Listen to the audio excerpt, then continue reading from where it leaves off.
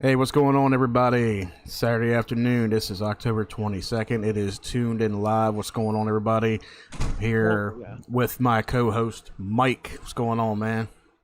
What's going on, everybody? What's going on? What's a poppin'? What's a chilling? Everybody out there having a great day today, 22nd of October. We are rocking and rolling today. Just want to say be safe out there, wherever the heck you at. Watch out for idiots, Yep. as always. And to everybody who's listening, I want to give a quick shout out thanks to Juan Carlos Lindinez, who gave us a subscription on our YouTube channel, Arrow Entertainment. So, guys, if you are watching us live on YouTube, our channel is Arrow Entertainment. Be sure to hit that like and subscribe button down below.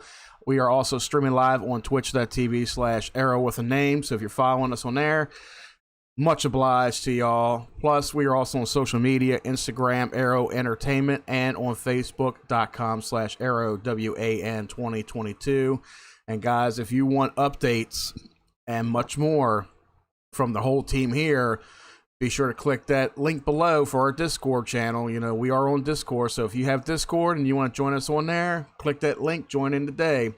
So hopefully we have some people checking in with us today. I told Haggy, he was talking about the Halloween movies yesterday on his show, the Jeff Haggy Show, and I was in there in the comments section and we were talking about it.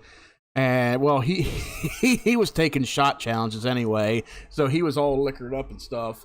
So I figured, and I told him I was going to go live and do a show talking about the Halloween franchise in whole. Now, if you guys want to know, just joined in First Whiskey. There he is. He's over there on YouTube. Hey man, the Discord is running hot. If you want to join in, if you want to hop in with us and talk about some Halloween, feel free to do so, man. The VC is open, wide and open. So, if you guys have yet to see my review, my honest opinions on Halloween Ends, check out the video on our YouTube channel because it... and there's spoilers. Mind you guys, there are spoilers. So I do go into deep... I pretty much go into depth with what the movie is, what goes on in the movie, and my personal thoughts about it. And now there is a lot of mixed opinions. There's a lot of mixed feelings with this movie, with how it's played out and how it is. And we will definitely get to that later on in the show. But first, we're going to kick it off and start talking about the first Halloween, the original that kickstarted it. You know, it's pretty much inspired by Alfred Hitchcock's movie Psycho. Psycho, you can probably call that the very first slasher movie in a sense, or to kickstart it, along with Bob Clark's Black Christmas. Now, Bob Clark, if you're not familiar with who he is, he's the guy who directed A Christmas Story, the timeless Christmas classic. Is that the one with what's his name? Kurt Russell? No, oh hell no, no, nowhere near. No, Christmas Story, the timeless classic. You know, little boy Ralphie who wants a BB gun for Christmas and shit. That one. Yeah, the guy who directed that movie directed a horror movie several years before called Black Christmas, and that was a slasher which took place around Christmas time, and you had this mysterious killer who was lurking in the girls' dorm, and he was making calls from within the house. Now, with the original movie, you never figure out who the killer is. He's just making these calls, you know, threatening and terrorizing these girls in the dorm. All the while, he's up in the attic. The whole time, this guy is lurking up in the attic, and nobody knows. And he's... Kurt Russell, what the fuck? Yeah. Hold on, I got my opinion on that, because if somebody was bright enough to check the whole fucking house, what idiot does not check the attic? Exactly. It's like you got a house full of girls, you know, these college girls, and you would never once think, oh, let's all just group up together and take a flashlight and go and see what's going on in the attic. It's like, no, we're not going upstairs. We're all going to stay downstairs. Like, I think there's even a part in the movie where the police say that the calls are coming from within the house. Now, there was a movie that came out in, I think it was the late 70s or somewhere in the 80s. It's called When a Stranger Calls. Is Now, that like a Scream? what's that? That one sounds like Scream almost. This was like many years before Scream actually, just came in, and That's right. That's probably where they got the idea there for the movie Scream. it's possible. Stranger Call remake. Yeah, I haven't seen the remake, Aggie. I haven't seen the remake, but I did see the original. The original, when everybody talks about the original, they talk about the first half hour of the movie, because you got the babysitter, she's downstairs, she's receiving these calls from this guy, he's a creep, and it's starting to scare her, so she calls the police, and the police put a bug on her phone, and they're tracing calls, and then they say, oh, there is somebody in the house, get out of the house. She manages to escape, of course, and I can't remember if, it's been a while since I watched, I can't remember if the kids were murdered or what, but then, like, the rest of the movie, you're focused on the killer who manages to get away or something. I forgot how it went, but he's on the streets. He's like a real psychopath, and it spends like an hour focusing on him. And it's more of a, not comedic value, but it's more of like just a regular thriller. You see the life of this guy going on, and then at the end of the movie, he goes back and he stalks the same babysitter from the beginning of the movie, and things take place. Watch the remake. I'll check the remake out later on tonight. I've always been wanting to watch the remake of the movie. Sounds like American Psycho, just about with Christian Bale in it. I guess you can call it that, yeah. But yeah, movies like that, like even with Black Christmas, movies like that, they kind of kickstarted the genre, but they didn't really take off properly. You got Black Christmas. You got Psycho, Last House on the Left. Yes, the original was done by Wes Craven. The original was really tongue-in-cheek, and it was very controversial for its time back in the 1970s. But yeah, I did also see the remake too, especially the ending where she's got the guy laying on the table with his head in the microwave and shit. Like, that was like the one part I was waiting for the entire movie, was to see the mom, torture this guy. Lay him flat on the kitchen counter, with his head in the microwave, and just starts it up. But those kind of movies, like they had their shock value back in the 1970s. Even with movies like Texas Chainsaw Massacre, even though you don't see a whole lot of gore with the movie, it's all about the scare value. Yeah, the story. Yeah. Because the movie itself is very gritty. It sort of has that grindhouse feel to it. With it's actually, ain't that the one that's off of Ed? Well, no, Ed Gein was in Milwaukee. Yeah, it is. It's based off Ed Gein, and I thought Ed Gein was in Milwaukee though, because they mentioned it in the Jeffrey Dahmer story. Well, regardless of where Ed Gein was located at, the movie was based off of Ed Gein because, he liked to kill his victims and wear his victims' skin and stuff like that. He got away with it and he ended up in a psych ward. Yeah, that's why they said the movie was based on true events, that kind of thing. They called the guy Leatherface. I think his name was Thomas something.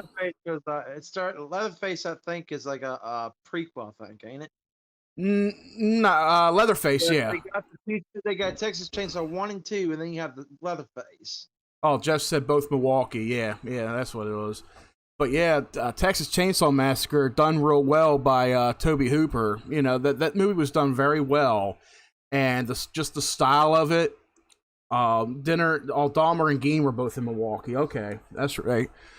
Yeah, that show, we were just watching that show not too long ago on Netflix. Pretty fucking good for what. I tell you what, that actor played a hell of a fucking good role. He did. I mean, I know people are like, oh, it's nasty, but I'll tell you what. It took me a while to watch all of them. Some of that shit I had to take a day's break because I was eating and shit, and I couldn't watch it when I was eating. But it was really fucking good.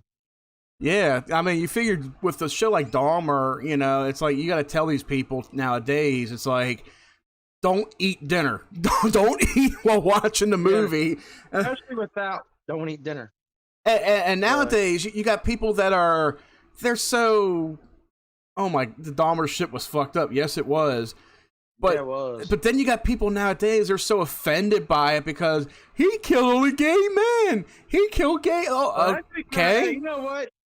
It made fucking snowflakes fucking heads explode. That's what I love about it. It fucking did.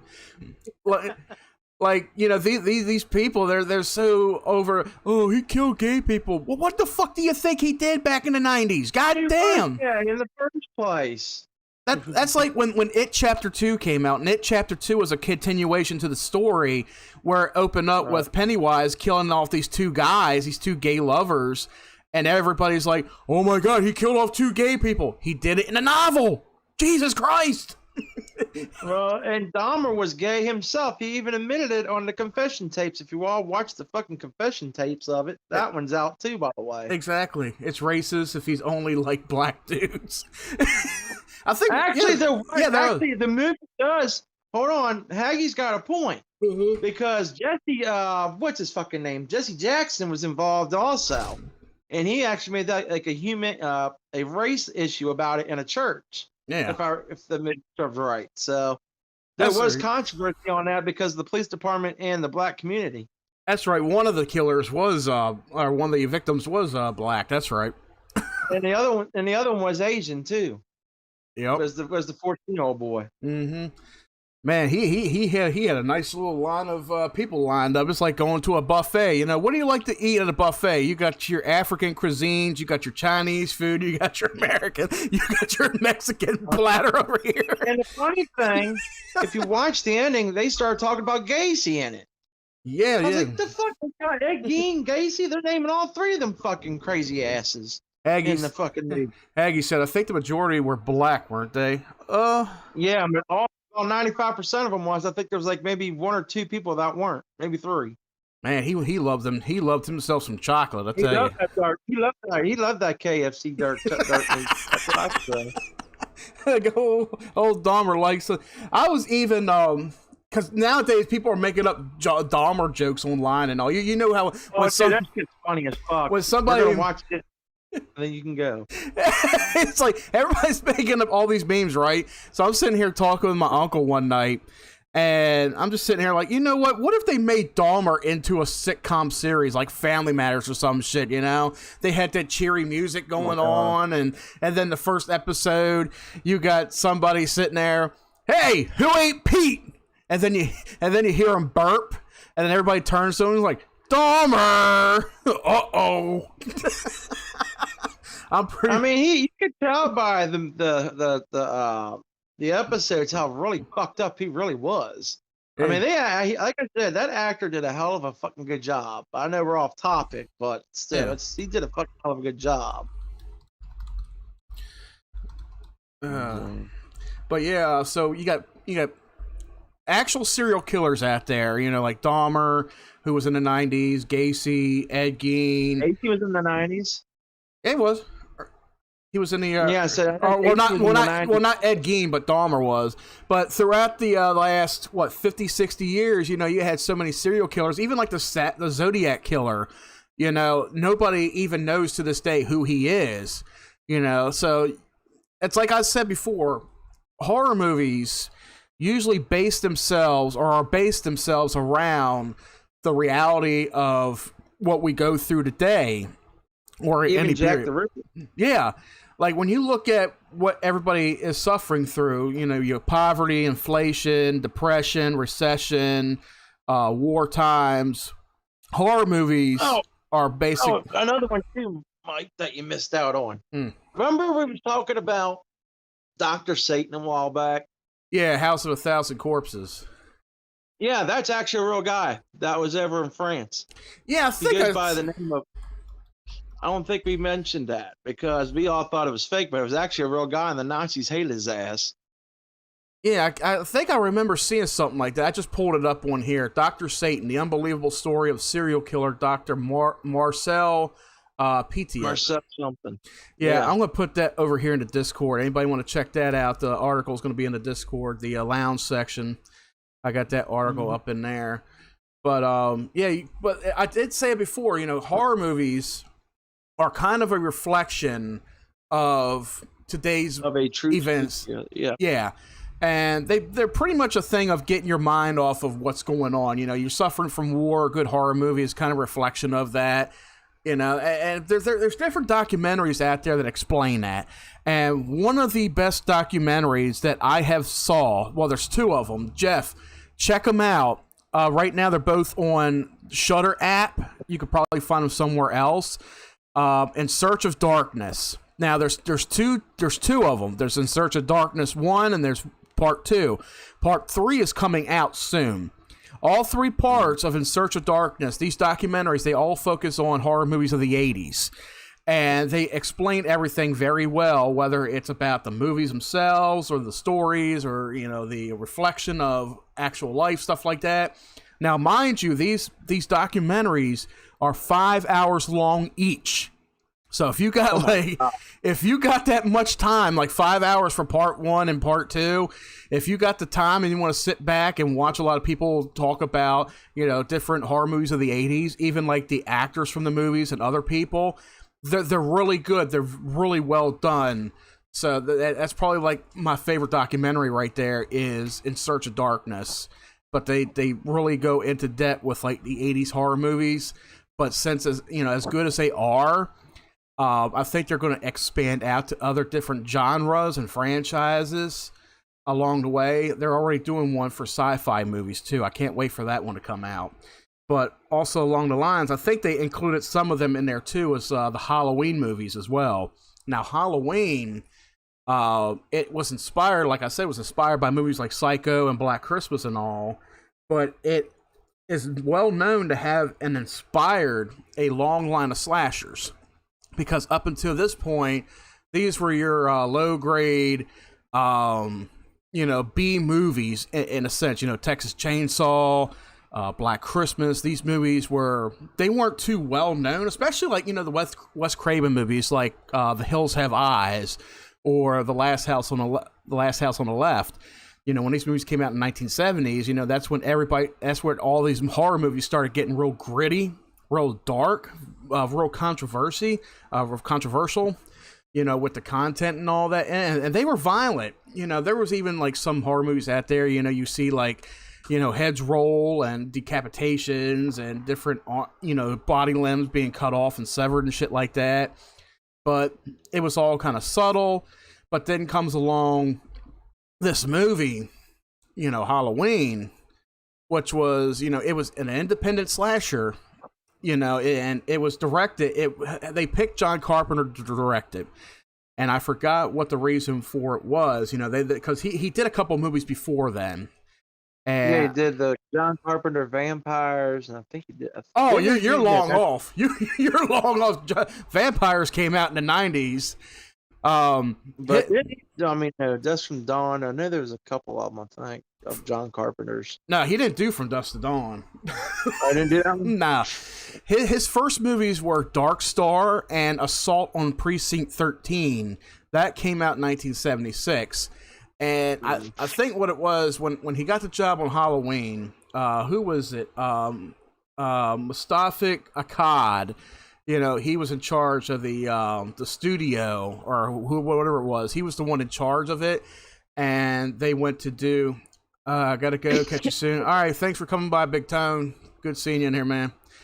But they approached John Carpenter because they liked his work on Assault on Precinct 13, and they found he did some good work before then, so they picked him. And the movie, of course, was originally going to be called The Babysitter Killers. Or the Babysitter Murders. I'm sorry, it was originally called The Babysitter Murders, but I think after they did the movie and what they were basing it around, they said the movie should take place on Halloween night, of course. And I think it was John Carpenter who made a suggestion. Well, why don't we just put the setting of the movie on Halloween, and we'll just call the movie Halloween. And of course, they aired it Halloween night on TV. I think in 1979, because in 1978. Oh, it's 78. Yeah, 78. It came out in theaters, of course, and the year after, that's when they start airing the stuff on TV, of course, But in 78, the movie came out. I want to say it was kind of like a sleeper hit in a way. It didn't really take off at first, but then word of mouth would get out, and everybody would start going to see the movie. And they couldn't believe how good the movie was. And basically the plot of the movie is centers around, Michael Myers. He kills his sister when he's like 6 years old, and then he's committed to a sanitarium for about 15 years, which of course, he escapes, he comes home, and he starts stalking these babysitters. He just picks like these random girls, just to go after. And of course, one of them is Laurie Strode, who comes by his house to drop a set of keys off, and that makes her his initial target. So he starts stalking this girl, and then her friends as well. He's stalking them throughout the movie, and of course, one by one, he kills them off. Now, what makes Halloween a good slasher movie is the timing, the pacing, and how everything just falls into place when it needs to fall into place. When everything just lines up real well. And you don't need a whole lot of gore and blood to make a good horror movie. You just need good suspense. You need a good story. You need good characters. Everything was there. And with John Carpenter directing the movie, everything fell into play. And the movie it's still today a masterpiece, it's still a masterpiece of itself. Like, even, okay, let's see, critical response, trying to find out somebody, Gene Siskel, back in the day when Siskel and Ebert was a big thing. Gene Siskel gave the movie 3.5 out of 4 stars. He called it a beautifully made thriller that works because Carpenter knows how to shock while making everybody smile.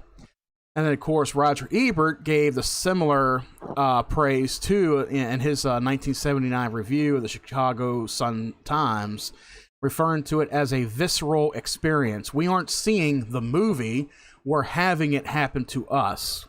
It's frightening. Maybe you don't like movies that are really scary, then don't see this one.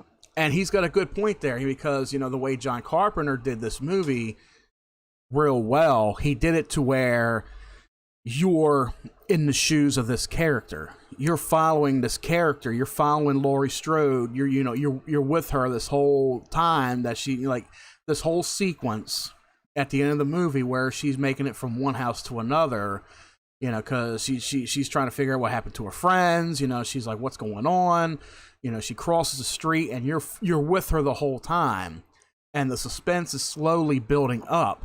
And of course, back then in the theaters.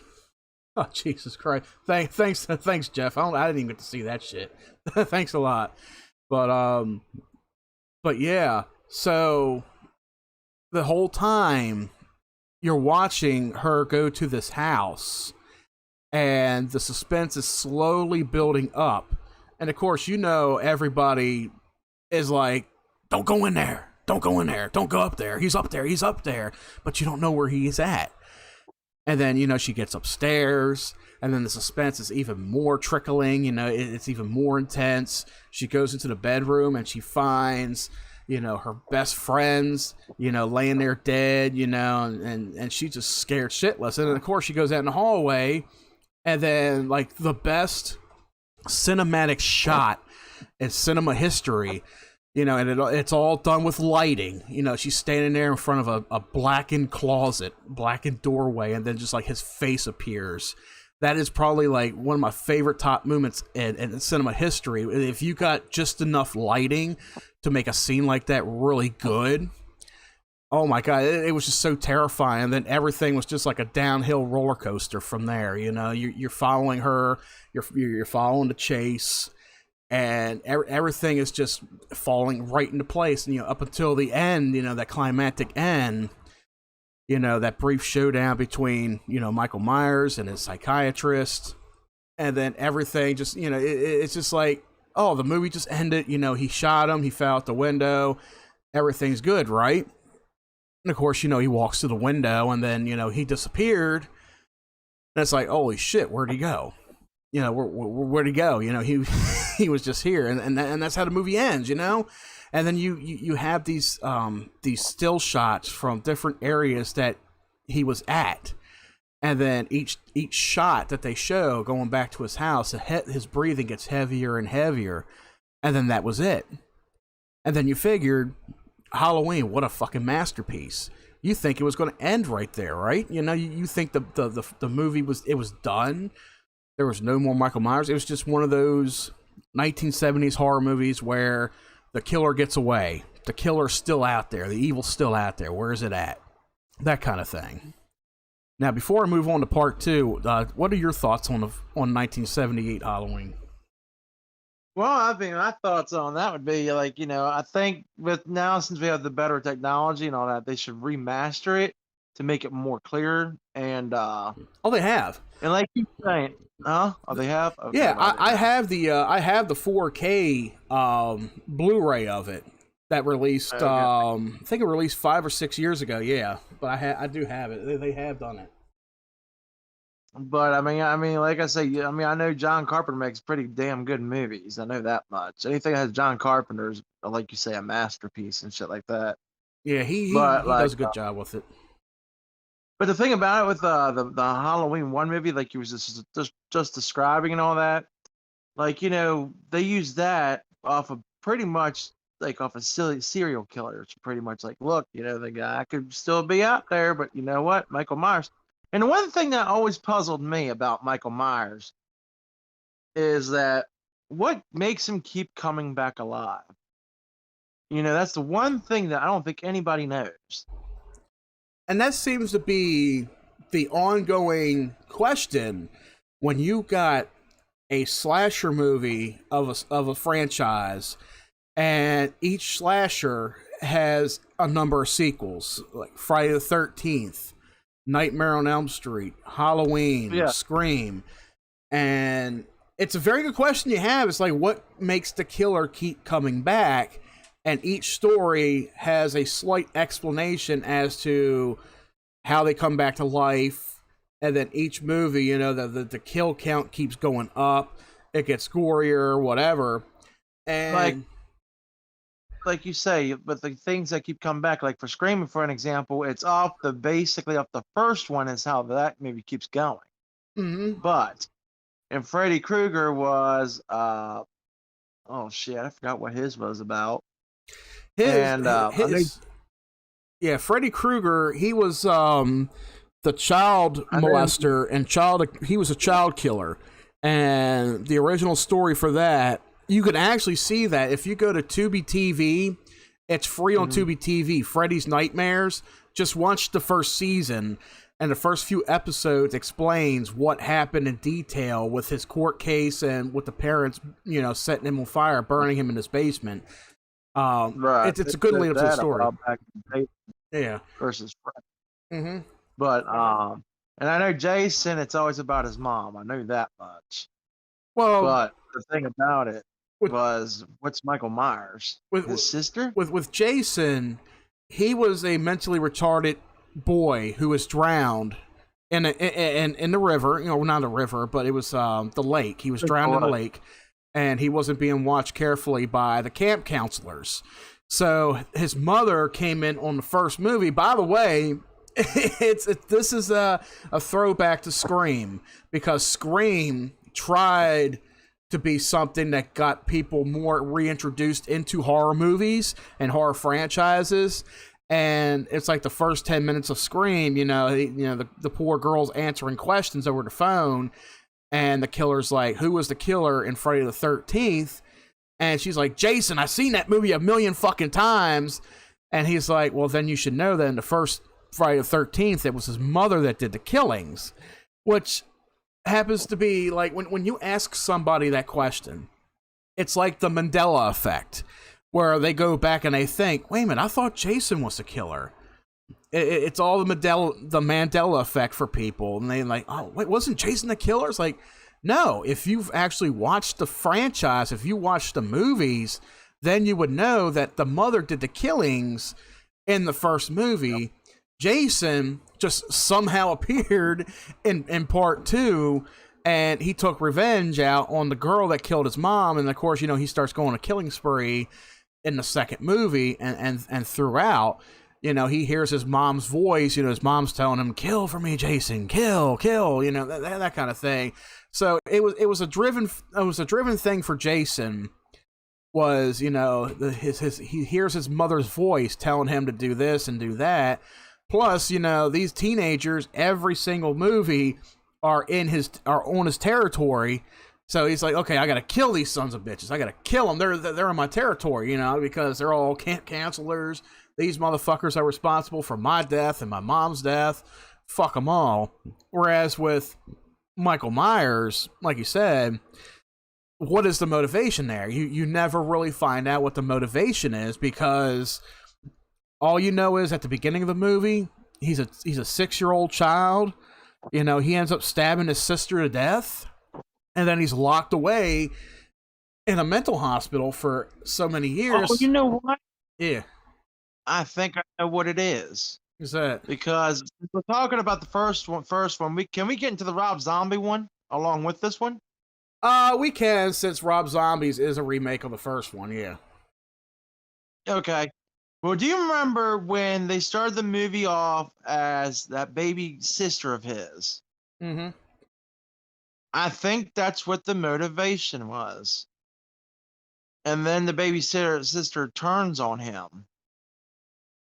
Well, you remember that Rob Zombie movie? What I remember in the Rob Zombie version is the first half of the movie, you see a young Michael Myers. He gets bullied in school. He gets in trouble in school. Then he's got a troubling home life. His dad or stepdad or whoever it was very abusive toward his mom, was abusive toward the kids. And all of this takes turn to where, this is what he becomes. He's tired of being picked on. He's tired of being abused. And usually when you hear about serial killers, that's usually a triggering mechanism right there, is you had enough. You've had enough, and then, shit just starts falling into place, which later on is what we'll be explaining with Halloween Ends, of course. But with, Rob Zombie's version, yes, it's a remake in his eyes. It's his version of it. Now, I sort of enjoyed Rob Zombie's Halloween. Is it a masterpiece? Is it good? Everybody has their opinions about it. I did say I like Rob Zombie.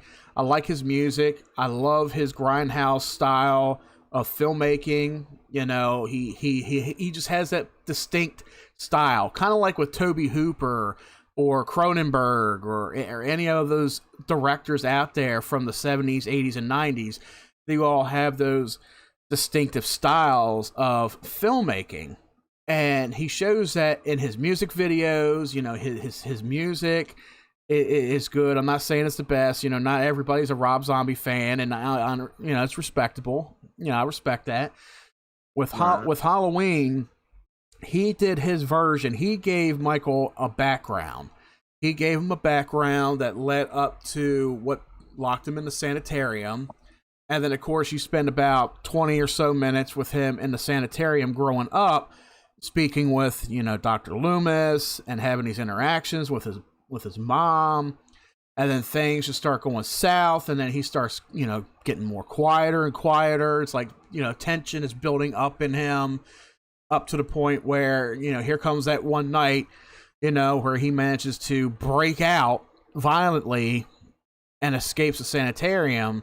And then, of course, the rest of the movie falls into play as basically kind of like a reshot from the original Halloween. It just all starts going downhill. You got the characters in play, Laurie Strode, Annie, and I forgot who the other girl was. But everything starts falling down into play, except, you got the ending, which is completely different. And there's two separate endings. And the ending that I saw was Michael being gunned down by the cops and Dr. Loomis at the end of the movie. Yep. Whereas I think in certain theaters they had the other ending where he killed Loomis, or you think he killed Loomis, and the chase ensues with him and Laurie until, they end up somewhere outside, and Laurie ends up shooting Michael in the face, and then she goes ballistic, and that's it.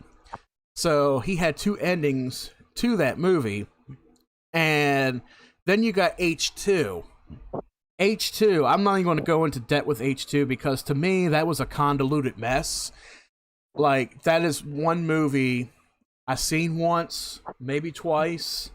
but I'm sticking with that because the story was all over the place, the plot was all over the place with that, and it all had to do with him seeing his mom with the white horse and this and that, and it's like, what the fuck is this? It's like a goddamn a trip. It's like a fucking drug trip to me of Halloween. You know, it was all about, you know, there's maybe more kills in it, maybe a little bit more graphic. I don't know. Like Rob Zombie's version was much more brutal than any of the other Halloween movies in the franchise, and you know, he just made him like just 6 foot, 7 foot tall motherfucking menace, you know, that would beat you down. He don't even need a knife, you know, he just ball a fist up and beat your face in until it's, you know, like you've been Negan'd, you know? Right. And that I love it. yeah, I know. And that's all, you know, Rob Zombie's version was. Like, I'll watch it. It's just, it's not my favorite. It's down there at the bottom of the list, but it is more watchable than Halloween Ends, and like I said, we'll explain that at the end of the show. But go ahead and give your thoughts on that since we're talking about that real quick. But yeah, like I said, the Rob Zombie one, I like you said, it has like that beginning story of how everything actually portrayed, and I thought it was a pretty good movie. I mean, I'd give it like a 3.5 out of 5. I mean, yeah, they could have extended it maybe a little bit more, made it a little bit longer. I mean, you got movies out there now that goes about 2, 3, 4 hours of the movie. Me personally, like I said, the Rob Zombie, he made that movie pretty daggone good. Can't complain about it. I'll watch that one every single time because the characters that are in it is just so damn good how they did it and portrayed the characters.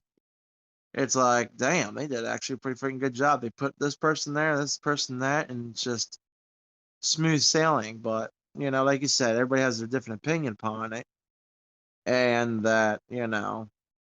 But yeah, you know, he does bring in a strong supporting cast. You know, every movie that Rob Zombie does has a nice supporting cast, and of course, you know, somebody like Richard Brake, who I like, you know, he's in a lot of horror movies, even if it's just for like a few minutes, you know. Heck, they even had Dig Hag in there for a little bit too, as the somebody I thought as well, wasn't he? Not sure who that was. I'll go back and watch that because I think I got it. But he even has one of the I wouldn't call him a legend, you know, William Forsythe. You know, yeah, that guy's up with that guy. That guy just comes up, especially in the Devil's Rejects 2. Yeah, he played a fucking awesome role in that movie. Yeah, William Forsythe, he is a very solid actor. You know, when they put him in the Devil's Rejects, which is probably probably his best movies he's ever been in. Yeah, the acting is very solid in that movie. And they do say that Devil's Rejects is probably one of the top 10 horror movies to see of the 2000s at least because of the acting and the storytelling. I mean, it's way better than 1,000 Corpses. I think was just a test run, in my opinion. And then when they came with Devil's Rejects, they hit that out of the park. I mean, yeah, when House came out. And I enjoyed House for what it was. It was very grindhouse style, and you know, just the visuals all around. I really did enjoy it. Now, what kind of threw it out of the park for me was when it came out. It came out when I was in high school, and I wanted to see it so bad, but I didn't have the money to go out and see it. I didn't have anybody to go see it with. And yeah, I was poor. Smell in the background. A friend of mine, Tim Lycan, he was in my class. He was in a computer class with me around that time, and he told me he went and saw it, and he liked it, but he said it didn't feel too gory for him. There wasn't enough like scenes to show much of anything, and he was hoping that would be like a director's cut or maybe some deleted scenes that would show a lot of it, which we never got, of course. But either way, actually, yeah, the director's cut did come out, but that was years later. Nah, it never did. Trust me, I looked for it. I've seen it. I thought I've seen it. Let me look it up here. House of a Thousand Corpses. Because I thought they came out with the director's cut. I know they did for Devil's Rejects. Trust me, if they did, I would have been all over that shit. Trust me. Let's see. Home release came out August 12, 2003. There was a Blu-ray edition of the film that came out 2007. The Blu-ray edition had features that added menu content with Sid Haig, as well as bonus content found on the initial release. The film released alongside Devil's Rejects in a combo pack January 4th, 2011. Zombie spoke out in 2003 of releasing a super duper deluxe edition of the film, which he hoped would include footage of the scrapped characters as well as deleted footage from the film's death scenes. Zombie called the fish. He also claimed that the Fish Boy scene was initially much gorier, and he hoped to include added footage of that scene. Years later, Zombie elaborated on the subject, stating, "I don't think it'll ever be released because I don't think anyone knows where any of it is truthfully. Even when they put together the DVD, which was 13 years ago, we couldn't find anything because they had shot 200 interviews in the time since the shoot. We had the behind-the-scenes stuff, makeup tests, and all these different things, and nobody could find it. It was all lost. That's why I think whatever exists is..." Yeah, so it's all gone in the test of time. That happens with a lot of good horror movies out there, where, you know, movies that try to stand the test of time, and a lot of footage or certain pieces of film isn't all there, and no matter how deep you dig. Cool if they made an alternative ending on that one too. Yeah, so it's like with a lot of different good movies that come out. There's even some movies out there. If you watch Cinemassacre, when James Rolfe, who he portrays angry video game nerd, that's his character. But when he talks about horror movies, when he does this Monster Madness every year, there's certain movies that he'll talk about. There was even one particular movie, I forgot what it was called. I had to go back and rewatch. But he said a lot of the footage from this movie is lost in time. It went up in a fire in a warehouse or something like that, and so it's like, the movie right now, it is what it is. It's a broken mess. That's pretty much what you get. So there are movies out there that, whether were scenes that were filmed and something happens, it's lost in time. That's why, something like with a House of a Thousand Corpses, it's always going to remain as is, but it's still a cinema delight. I do enjoy it. It's a good popcorn flick. But then you got something that comes along which is a little bit more serious in tone, The Devil's Rejects, and it's one of the best horror movies of the 2000s, in a sense. I guess you can call it a slasher. It's a gritty slasher. With the music, the story, the pacing, the characters, everything with that movie, it all fell into place. Like, you don't even really have to see House of a Thousand Corpses to really fully understand The Devil's Rejects. Just know, you got these 3 serial killers that are all family. They're on the run from the law because of, their acts of where they live. These people would abduct people. They would torture them. They would kill them in grotesque ways, and they would dispose their bodies all over the landfill around their house and all. So, in that movie, they're on the lam. They're looking for a place to hide out at, this and that. Meanwhile, you got William Forsythe's character, who's the sheriff. His brother ends up murdered in House of a Thousand Corpses, so he wants revenge. All the while, he keeps seeing the spirit of his brother keeps reappearing throughout the movie and keeps telling him, kill for me, these put these motherfuckers down for what they did, that kind of thing. So throughout the movie, you got William Forsythe, who you think is going to be the hero, the protagonist throughout the whole movie. He's going to catch these killers. He's going to do them justice. But then about 3/4 of the way in, that's when the tables turn. And then you start feeling something for the killers themselves. So they end up becoming somewhat the protagonists. And the sheriff ends up being the antagonist. His revenge has gotten so skin deep where he wants to kill these people. He wants to kill these three people. And it just gets to the point where he ends up being, oh my God, do I root for him or do I root for them? That kind of thing. So when Rob Zombie did The Devil's Rejects, he did it in a way, you know, storytelling that was, it's not Oscar worthy, no, but it's definitely worth watching. And when you see that kind of cinema out there, you know, his style of cinema, and you start respecting it a little bit more. But then you see something like Halloween. It's like, okay, I'm going to take on Halloween. You know, he took on Halloween. He did an all right job with it. It's not masterpiece. It's not a masterpiece to some, but it is very watchable. H2, however, it tried to be something. It tried to mimic the original Halloween 2, which we'll be talking about here in a minute. But it ended up being something completely different. Every which way you looked, it was like a 180. And then, of course, you know, the way the movie ends, you know, like you hear Michael Myers look at Loomis and proclaim, "Die."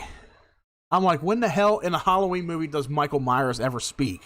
I mean, he for fucking years, he's always been a silent killer. But then all of a sudden, the one word that he proclaims to the doctor, to his psychiatrist who's tried to help him for years, he's like, "Die." I just couldn't. Like, I went to the movie theaters to see that, and I was just like, wow. But yeah, now that we got that all out of the way with right there, you know, Rob Zombie's version, and I've said it, and like I said, we're going to go all the way up to the end with Halloween Ends, and I will still say to this day, I will choose Rob Zombie's Halloween over Halloween Ends, and I'll explain that at the end of the movie, or at the end of the show. So now we get on to Halloween 2, 1981.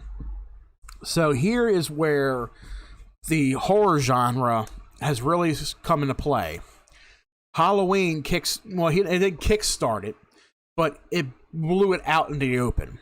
You know, it really opened up, you know, the possibilities of a lot of different slashers to come out after that. You know, Halloween was one of those that kind of inspired Friday the 13th. It kind of inspired Nightmare on Elm Street and a whole bunch of others. You know, 1980s was nothing but slasher horror movies, and some of them were, I guess you could say, creature features or paranormal movies, you know, like Poltergeist and such. But the slasher genre was well underway with Halloween. And John Carpenter, he didn't really want to make a sequel to Halloween because in his vision, Halloween ended the way he wanted it to. The way that he wanted it to end as a mystery. You know, this killer, he gets up, walks off, you don't know where he's at, and he's gone. That's it. The end, you know? But you got the slasher genre, which is starting to bring money in, which also, real quick, going back to a question you had earlier, which is what keeps bringing all these monsters back, what keeps bringing all these killers back, you know, Friday the 13th and all that, what keeps bringing them back in each sequel? Money. It's all about the money. When one movie does really well and they want more of it, when the fans demand more of it, they want to see something else. When the movie does very well and the studio gets real ballsy, okay, we'll bring the killer back. We'll do that. We'll bring them on back. It's all about the money. Just like right nowadays, when you see reboots, sequels to movies from like 40, 50 years ago, and they're planning on doing trilogies of them and shit, it's all about money. And they say it every time a movie comes out. If this movie makes back a good amount of money, and if it has pretty much a good reputation to it, good reviews and stuff, we'll do another one. They'll be back. Oh yes, they will be back. It's all about money. That's all it is. But then you got Halloween 2, came out in 1981. Now this one right here, I was just looking at it. Okay, Carpenter directed a good portion of this movie. Now, Carpenter directed Halloween 1. You know, he told him that he wanted his name in the credits. You know, John Carpenter's Halloween. He wanted to do this. He wanted to do that. Because they wanted Carpenter on to direct the movie. He had some demands himself. and he got him. Whereas with this one, even though he directed a good portion of the movie and wrote the screenplay for the sequel, by the way, him and Deborah Hill, they collaborated together on this film too, whereas they did with the first one. They wrote the screenplay for him. Carpenter, realistically, he could not direct the entire film because he was directing another film in the time frame. So he picked up Rick Rosenthal to do the directing. Now, what was John Carpenter directing at that time when Halloween 2 came out? Oh, he was doing Escape from New York. That's probably the one you were thinking about with Kurt Russell earlier. He was doing Escape from New York, and then, of course, a year later, he directed The Thing, which was basically like a remake to the 1950-some movie, The Thing from Another World. So he did do this, Rick Rosenthal, he came in as director. Filming took place in the spring of 1981, primarily at the Morningside Hospital in Los Angeles, California. They did it on a budget of $2.5 million. Stylistically, Halloween 2 reproduces certain key elements that made the original Halloween a success, such as the first-person camera perspectives, and was intended at the time to finish the story of Michael Myers and Laurie Strode. It also introduced the plot twist of Laurie Strode being the sister of Michael Myers, an element that would have formed a narrative arc in the series in subsequent films after Halloween 2, including, which we were just talking about, Rob Zombie's remake and its sequel, but it was dropped from the series canon from the 2018 films. So Halloween 2, even though it was filmed and came out 3 years later, it picks up right after the events of Halloween 1, the first one. Now, I will say Halloween 2 is another personal favorite of mine. I do love Halloween 2. I love the style and direction of it, where you take Michael out of the suburban area and he follows Laurie to the hospital. And it's like, what the fuck? He's still following this person to the hospital to make sure she dies. It's like, what is his motive? Like, I understand he picked her as his victim at the close to the beginning of the first movie, and she's the girl that got away. So now it's like, oh, she must die. She got away. I'm not done yet. So he follows her to the hospital. And then, of course, you get this big twist toward the end, in the fourth quarter, where you find out that Laurie Strode is an adopted sister. Or she's a sister, and she was just adopted by the Strode family, which they do explain in somewhat detail toward the end of the movie. But it's like, okay, so here we are, almost a whole way through the fucking movie with 15 minutes left of the film, and now you're telling us that Laurie is his sister. He killed one sister 15 years ago, and now he's trying to kill the other sister. So that's where this plot twist comes in. And of course, the movie ends in a bang, loop between Loomis and Myers at the hospital in a boiler room, basically. He's still trying to kill off Laurie. And then there's some plot holes that take place after Halloween 2 ends, okay? So you got Michael Myers, who's burnt to death in an explosion. He gets shot in both eyes by Laurie Strode. He gets shot in both eyes. You don't come back from that unless you have surgery done, if you have proper eye surgery done, But he gets shot in the eyes. He's in an explosion, and you figure, okay, Dr. Loomis is dead. Loomis, he blew him and Myers up. Of course, Myers, he comes walking out of the boiler room after it's blown up. He's on fire, but it finally, he succumbs to it, and he dies off from it.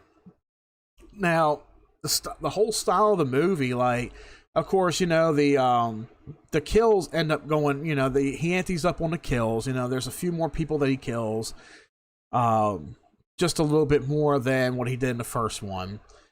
The suspense is still there. It's almost like you expect him to be around that corner. You expect him to be here and be there, and of course he usually is. So the movie is kind of predictable in a sense when it comes to some of the scenes with Myers in it. The movie it's not really self-aware, but it is very predictable where it's at.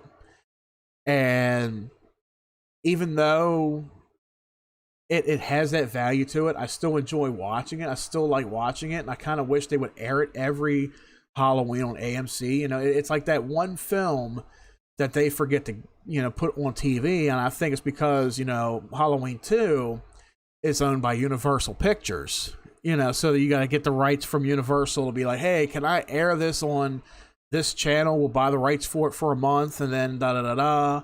It's like, whatever, but they never do. So with this movie, it had a theatrical run, and of course, you know, Rotten Tomatoes gave it a 30% and all, and then there was a TV cut too that added some extra scenes or took scenes out and all for too. Let's see. Oh, this is interesting here. The Halloween 2 murders. I never really read up on this here. This is on the Wikipedia.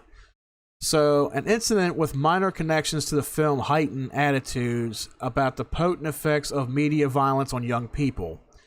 On December 7th, 1982, Richard Delmer Boyer of El Monte, California, murdered Francis and Eileen Harbitz, an elderly couple in Fullerton, California, leading to the trial People versus Boyer in 1989.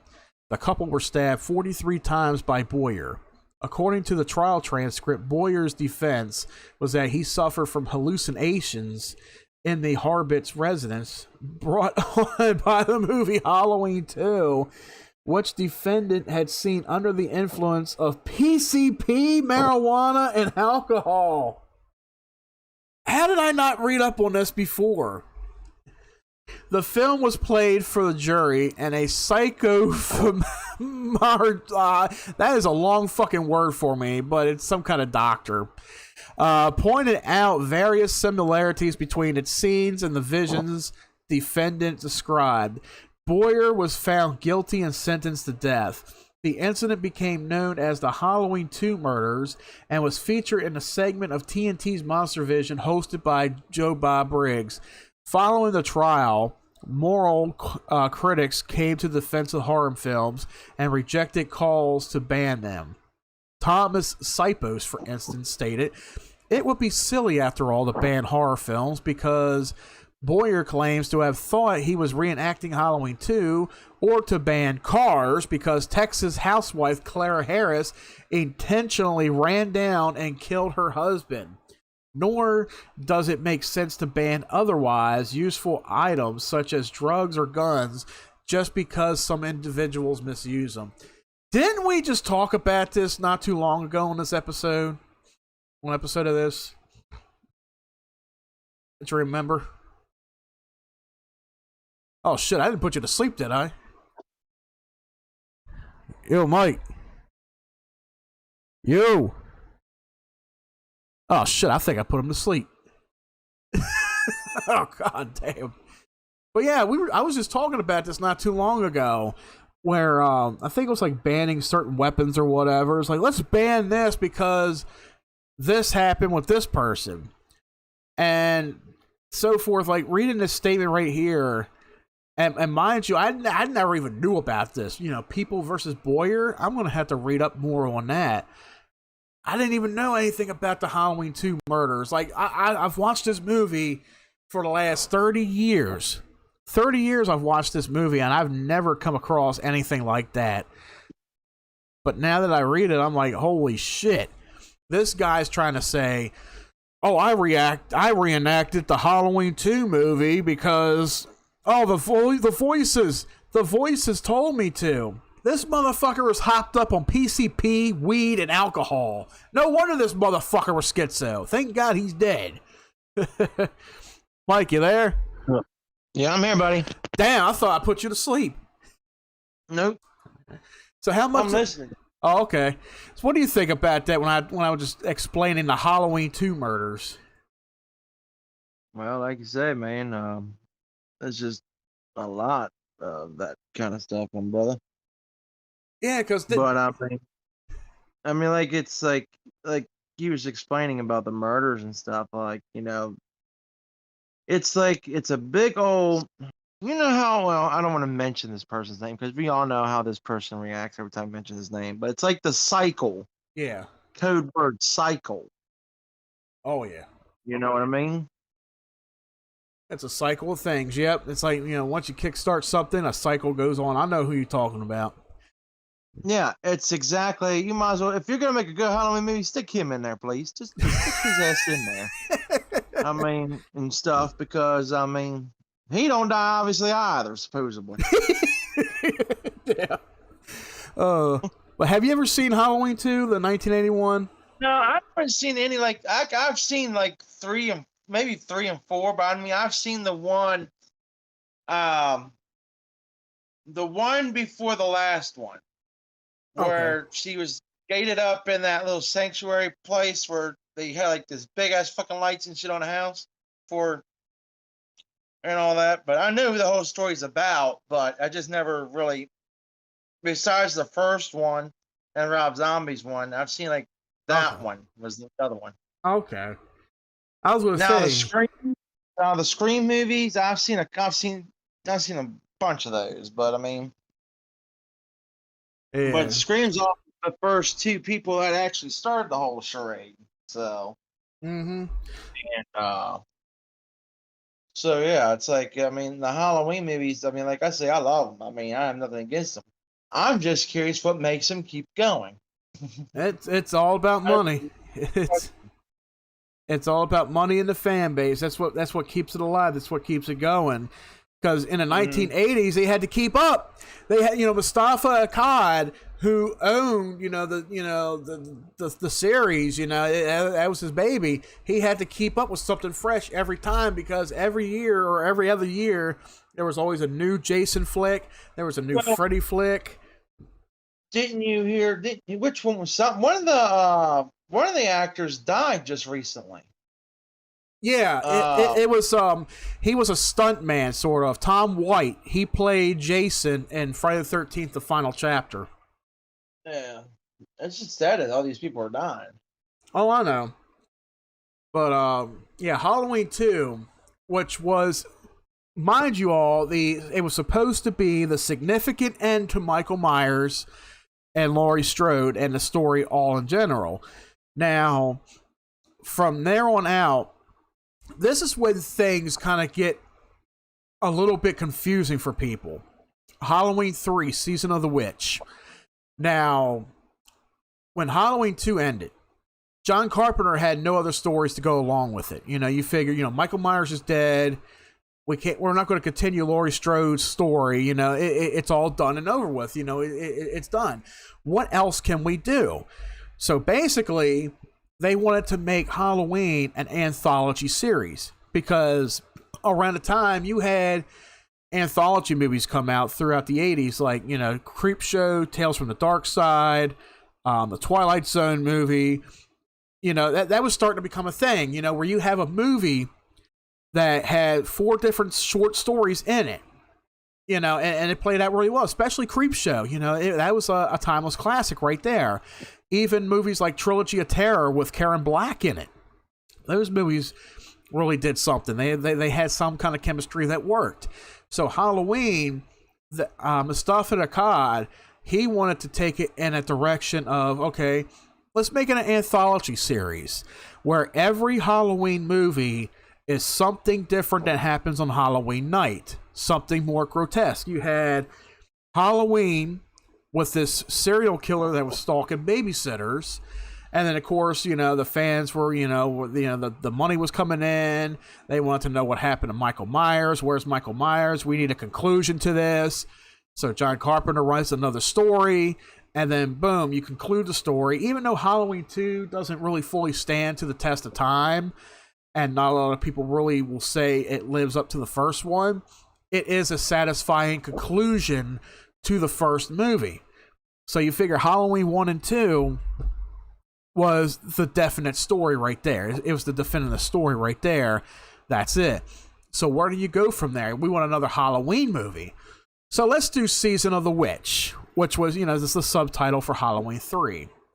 Now, the plot for this movie is you got this guy Tom Atkins. Yeah, that's Tom Atkins. All right, this movie was directed and written by Tommy Lee Wallace. Now, Deborah Hill and John Carpenter returned to produce the movie, and this movie pretty much departs from the slasher genre of the other installments and instead features a witchcraft theme with science fiction aspects. Now, mind you, John Carpenter, he's no stranger to science fiction or any kind of horror in a sense. You know, John Carpenter, he's done more than just horror movies. You know, he also has done science fiction as well. Deborah Hill and Carpenter both believe that the Halloween series could have been an anthology series of films that centered around Halloween night, as I stated, with each sequel containing its own characters, settings, and storyline. Director Wallace stated that there were many ideas for Halloween-themed films, some of which could have potentially created a number of their own sequels, and that Season of the Witch was meant to be the first, especially with the way the movie ends. As with the series' other films, suspense and tension were the key themes, exploring violence against young children. So with this film, it's about this guy, Tom Atkins. He plays a doctor in a hospital, and he's examining this hobo who happens to end up coming in the hospital, you know, clenching this Halloween mask in his hand. And he keeps telling them, they're going to kill us. They're going to kill us all. They're coming. They're coming. And at the beginning of the movie, you know, he's being chased down by these men in black suits.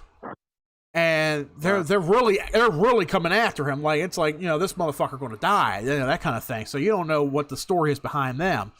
So he ends up in a hospital. You know, he's being examined. You know, of course, Tom Atkins' character, the doctor. I forgot what is his fucking name in that movie? Dr. Chalice. Dr. Chalice. Now, here's another thing for you guys. Nancy Loomis, who played, I think it was Annie.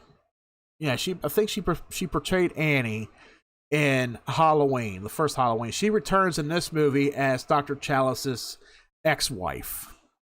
So, you know, she has custody of the kids, you know, his kids. So he's trying to balance out his work with his kid's life. And Halloween's coming up, you know, and you start seeing emphasis on 3 Halloween masks. Now, mind you, right now, for the Halloween season, McDonald's, and I don't mean to make a McDonald's reference, but this is very subtle, so follow along with me, okay? McDonald's, and this happens every so often for the last 30 some years. McDonald's has these buckets, these Happy Meal buckets, and you can you can collect all 3. One of them is a pumpkin, which is orange. One of them is green, which is a McGoblin, and the other one is white, which is the Boo bucket. Now, these buckets are a subtle reference or subtly related to the masks in Halloween 3. You have the pumpkin, you have the witch, and you have a skeleton. The orange, green, and white. That is very subtle. I just now thought about that. So when you go to McDonald's or you see somebody, you know, rocking one of the McDonald's buckets, you'll think of Halloween 3 with this. So these masks are very emphasized. These masks are what kids are wanting for Halloween. And they're being produced, but you don't find out who's producing them and where they're coming from until a little bit later in the film. So anyway, this hobo who ends up in the care of this doctor, he ends up, you know, followed, you know, one of the men in black decide, you know, they know where he's at in the hospital. He comes by, he murders the hobo in the hospital room. And then he just so blatantly walks out like nothing happened. He walks out of the hospital, gets into a car, soaks himself with gasoline, lights himself on fire, and everything blows up. And then it's just like, what the fuck just happened? You know, that kind of thing. So this young woman who comes in, who claims to be the daughter of this guy who was murdered, you know, she's trying to figure out what's going on, who killed her dad, and why. So they kind of team up. They find out where the masks that he was clenching, they find out where the masks are being produced in a small town, and they take a trip out there to figure out what all's going on. And of course, you know, the whole operation is led by this guy, Connell Cochran, who's played by the late Dan O'Harely. And he's in charge of everything. He's in charge of all this shit going on, with the masks and stuff. The producing of the masks, the warehouse, and everything. And then a bunch of weird stuff starts happening in this town. This town is like on strict curfews and shit. You've got these men in these black uniforms, patrolling around the town and all, and they're just very. I can't think of the word. They did that with the second to last one also. What's that? They always had a patrol. Yep. And the town was a small town, and they always had a curfew, I think. Yep, and that's where this movie was doing it. So, you got the doctor and you got the daughter. Of course, they start filming, they start forming a bond with each other, of course. That's bound to happen in any horror movie. Matter of fact, Mike, reference to that, technically, ain't that the same thing when they brought up Freddy Krueger, too? Because Freddy Krueger was on Elm Street, and that was a small town also. And they had to be a curfew also. Nah, there was never any real curfew centered around that. There was never any of that. I thought there was. Nah. Because I know Freddy vs. Jason there was. Maybe for that movie, I can't remember. But no, throughout the whole series, there was never any of that was mentioned. It was just everything, everything just went crazy with that. He was murdering the kids who lived on Elm Street, that kind of thing. That's all that was. But with this movie, they're in a town. It's being patrolled by these men in black, and they end up finding out what happens. And of course a whole lot of things. And I'm not going to spoil it for a lot of people because I know a lot of people have yet to see it. But let me tell you, the way the movie ends, there could be a sequel. There could have been a possible sequel to it that led up. But it's all left up to imagination as to what happens after the movie ends. But basically, the whole story is explained in detail by Connell Cochran, the character, and he talks about them wanting to return Halloween, the night of Samhain. Now, we covered this on Tom's podcast a couple years ago, Through the Doorway, where we thought we were pronouncing the word properly throughout the years, Samhain, but it's actually pronounced as Samhain. So on the night of Samhain, they want to be able to return everything to the roots of how Samhain and Halloween used to be, where the rivers ran red with blood, and everything is done with witchcraft. And he explained that the biggest prank to play on Halloween night is on the kids, basically killing kids off. So this whole thing, they stole a piece of Stonehenge. Okay, Stonehenge. That's something that's mentioned in a lot of movies back in the 70s and the 80s, that have some kind of mystical powers or whatever, And they take a piece of Stonehenge and they utilize it with witchcraft, and they create these little token pieces that they place on these masks, and they sell them. And then on Halloween night, and they run a test screening at the warehouse to show the guy what they're going to do. They have this family go into this room, they give a kid a mask, and he turns on the TV and it starts playing the test run of the commercial. And the commercial is very seizuring in a sense, and it activates this chip, and it ends up killing this kid in a grotesque way, to the point where he's starting to have all kind of bugs and snakes and shit start crawling out of his mouth and orifice and shit. And of course, with the hysteria of what's going on, ends up killing the mother and the father. The snakes end up biting them and shit like that. You got venomous spiders and venomous snakes. It's to some people, I guess, it's not an easy scene to watch, but this is pretty much the gist of what these villains, what these antagonists are going to be doing on Halloween night, to families everywhere, especially these helpless kids who are wearing these masks.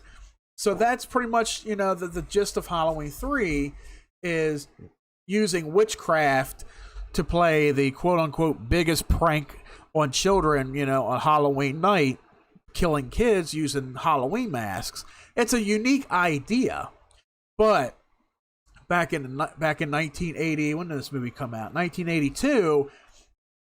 People weren't so hot with the movie because it didn't have Michael Myers in it. How come you did Halloween 1 and 2 with Michael Myers, but not Halloween 3? How can you call this a Halloween movie? Because Michael Myers' story, y'all wanted an extension to the story. Y'all got it with Halloween 2. Carpenter finished it up. It was a very well conclusion. It was a well-made conclusion to the Myers story. So we're carrying on with this. So let's see. Halloween 3 did profit $14.4 million in the box office, but it was also the poorest performing film in the Halloween series at the time. Most critics gave the film negative reviews, but despite the reception, reevaluation in later years have given Halloween 3 new legions of fans and has established its own reputation as a standalone cult film.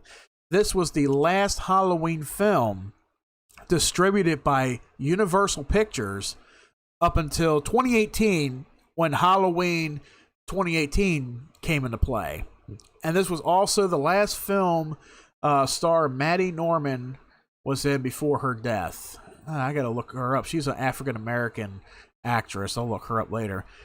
But if you haven't seen Halloween 3, like, I know, Jeff, if you're still listening, I know you say you still got it wrapped up somewhere and you've yet to watch it.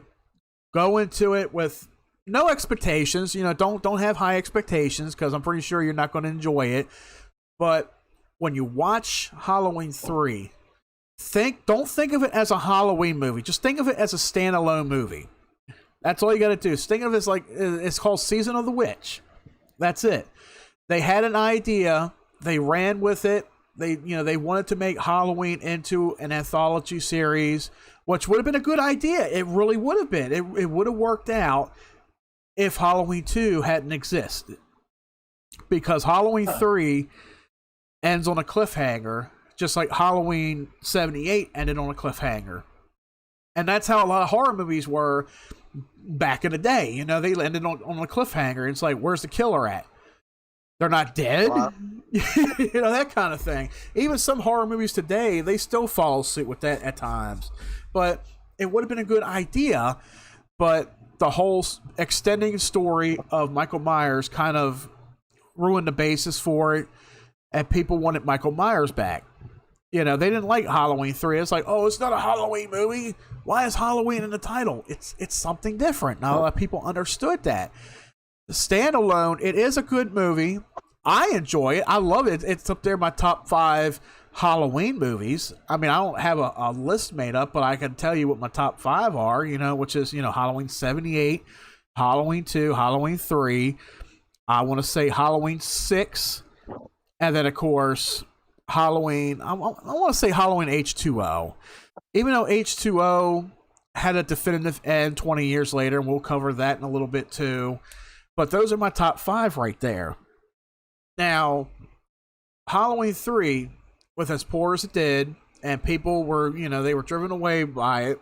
They didn't like it. They didn't end it. You know, they didn't enjoy it. So Mustafa, Akkad, they all went back to the basics. They were like, okay, people want Michael Myers. We'll give them Michael Myers. Now, there is a documentary out there called Halloween, 25 Years of Terror. This movie came out in the early 2000s. I still got it on DVD. It's been out for so many years. It explains a lot in detail. You can even look this shit up on YouTube. You know, a lot of stuff that I'm going into depth right now, you can look up on YouTube. But yeah, with Halloween 4, they went back to basics. They said, okay, people want Myers back. We're going to bring Michael Myers back. We're going to explain how he comes back. We're going to give it a whole other story. I can't remember if they did try to bring in Jamie Lee Curtis. Can't remember, but they brought in a slew of new characters and all. Let's see. Okay, let's talk about the development of Halloween 4. Now, before I get into that, you said you didn't really see all the Halloween movies. You only seen certain ones. Yeah, I only seen certain ones. The one before the ending one, and I remember seeing the first one. Okay. And I know Jamie Lee Curtis was in like a lot of majority of them though. She Like, I was. know she didn't do every single one of them, but she was in the majority of them. She was in Halloween 1, 2, H2O. She was in the first 5 minutes of Halloween Resurrection, and then she was in the new trilogy. And she was in the one before that too. Which one? The one before the end.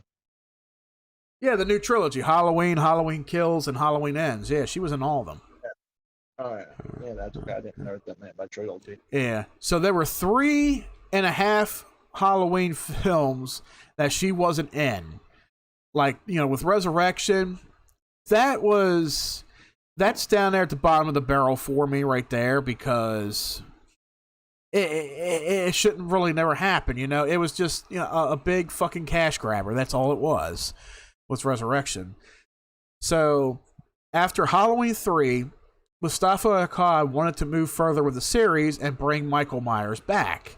Producer Paul Freeman, who was a friend of his with a long list of credits to his name, explained to Fangoria magazine in '88 that everybody came out of Halloween 3 saying, "Where's Michael?"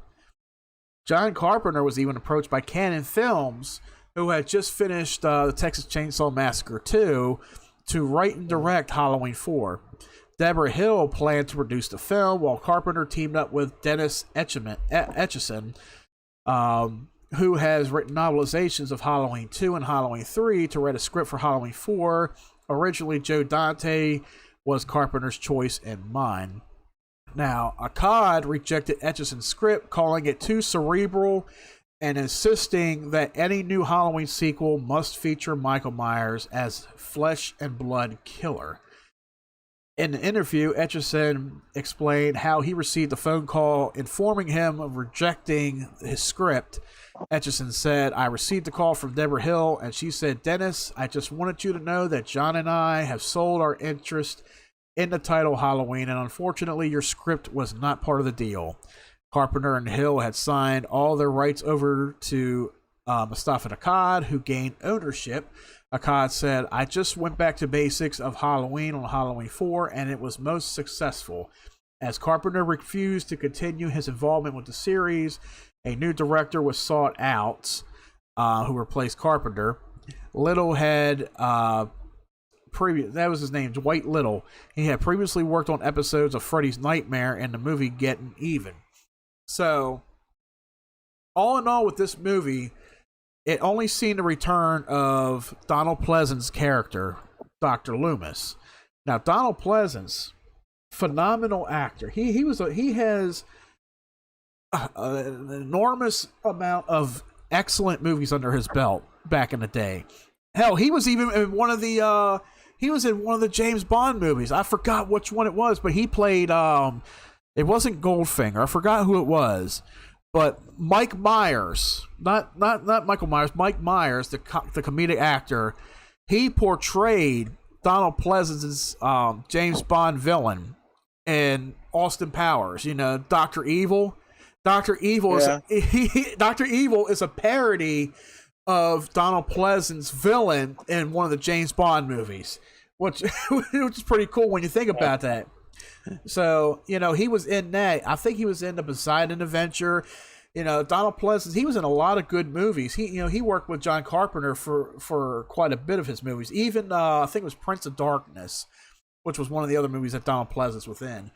But, they don't really explain how Donald Pleasance's character returns in Halloween 4. He just returns. He has burns on his face and hands. He's all scarred up from the fire. But the beginning moments of Halloween 4. Now, if you haven't seen this movie, how every Halloween movie begins. Okay, Halloween 1 and 2 begin with, the traditional theme song from the movie. And they always have this jack-o'-lantern right there off to the side, the black background, they're playing the credits, you got the jack-o'-lantern that's, being zoomed in on slowly by the camera, that kind of thing. That's the first two Halloween movies. Halloween 3 kind of sees like an enactment of that, but it's like, computer-based pumpkin sort of, with synthetic music or, synthesized music, that kind of thing for the 80s. Halloween 4 is just these shots of this farm in the fall time, and it's very eerie. You know, it's during the day. You know, you got the wind blowing. You know, it's farm. You know, this farming field. You know, everything. It's like it feels like Halloween. It feels like the fall, that kind of thing. You know, so just watching the introduction, the beginning sequence to Halloween 4, it really gets you into the movie. It's like, okay, this is a Halloween film. You know, this is going to get me in the mood for Halloween. You know, this is going to be good. So the beginning moments of this movie is these two patient transporters in an ambulance. They come and pick up Michael Myers' body, who has been laying dormant in this institution for 10 years. For 10 years. Halloween 4 takes place in 1988, which is when the movie came out. So 10 years, 1978, which is when he was burned alive, So they come and they transport his body, and they're taking him to Smith Grove, I believe it was. And it's a long, long trip.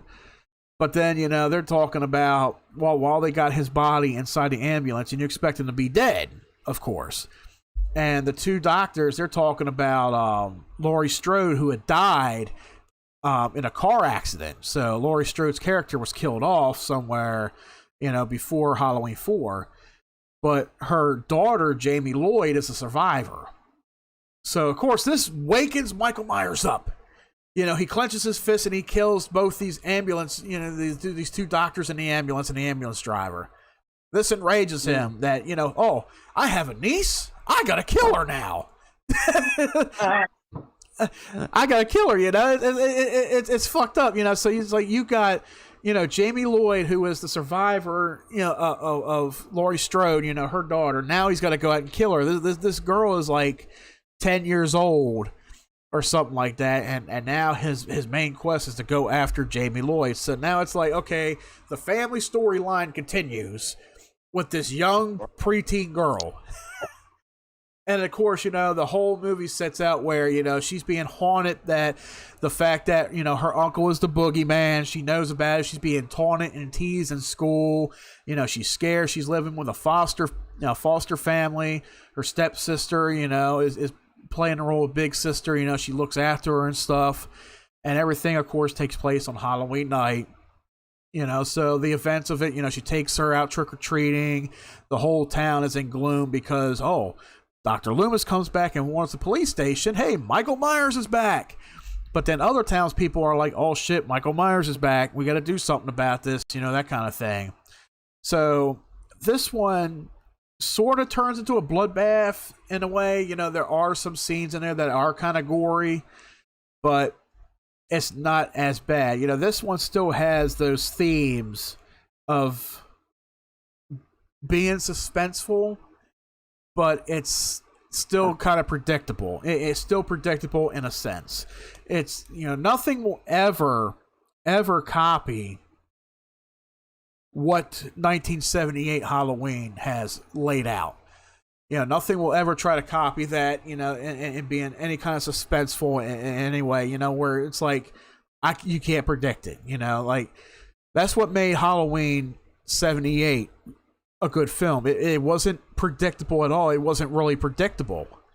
You didn't know where the killer was sitting at. You didn't know what was going to happen around the corner. You don't know who's going to be in that room, that kind of thing.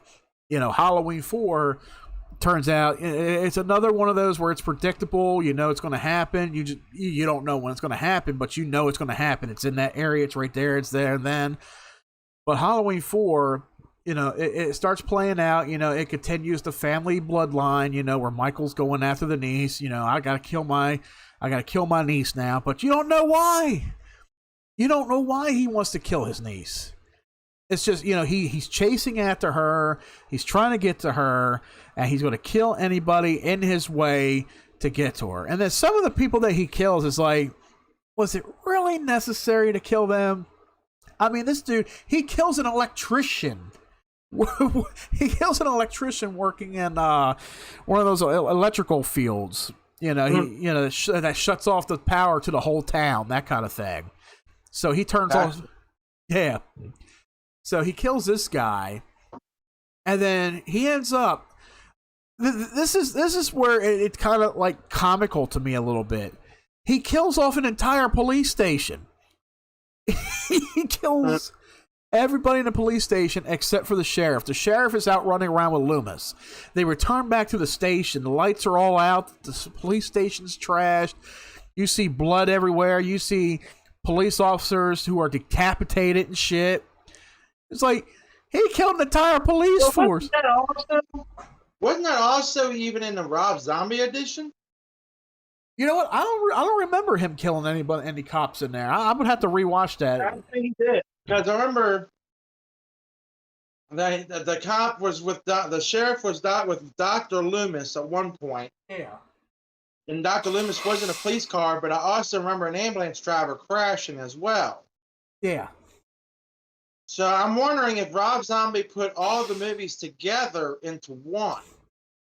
It would kind of seem like that, but he just focused on the 1978 version. That's pretty much what he did. He probably took themes from the other movies, but he only focused on the original content. That's what he did. But I'm saying he probably used all of those to put it all in one movie instead of having a full-blown series of it and copying off all the rest of them. Yeah. He shoved it all in within like an hour and a half of one movie, took every little detail of each little movie that there is of that and shoved it into one. Yeah.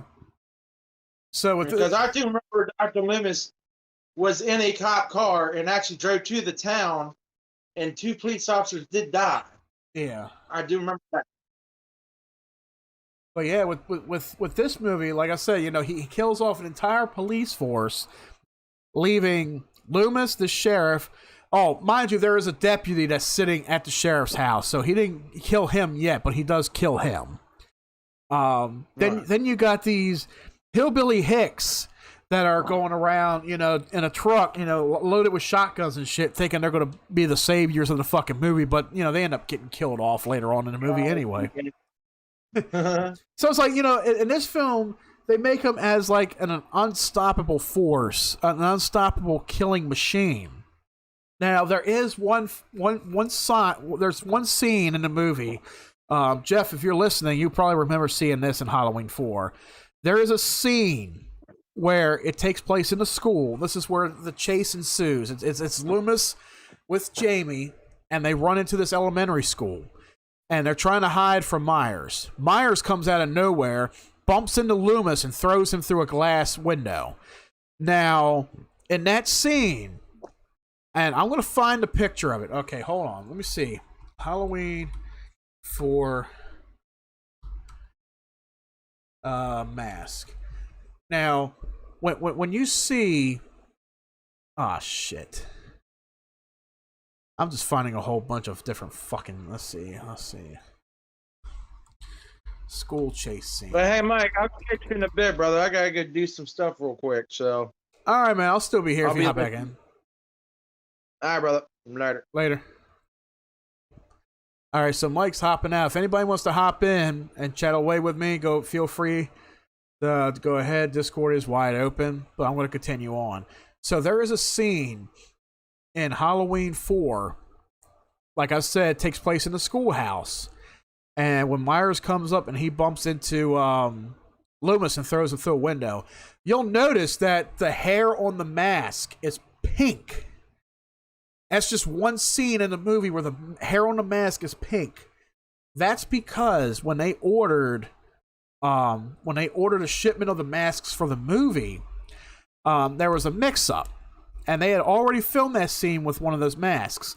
They bought a whole bunch of those masks, and they all came in with pink hair, and that's not what they wanted. So I think they either reordered more masks with the right hair, or they just spray painted all of them, because they had several different masks for each different take. It's just when they shot that one scene, and they didn't realize that the stunt man who was portraying him was wearing that mask. They didn't realize it until they got it on film, and they just pretty much left it in the movie. So if you're watching Halloween 4 and you see Michael Myers come out of nowhere with pink hair, that's what happened. You know, it was a goof up.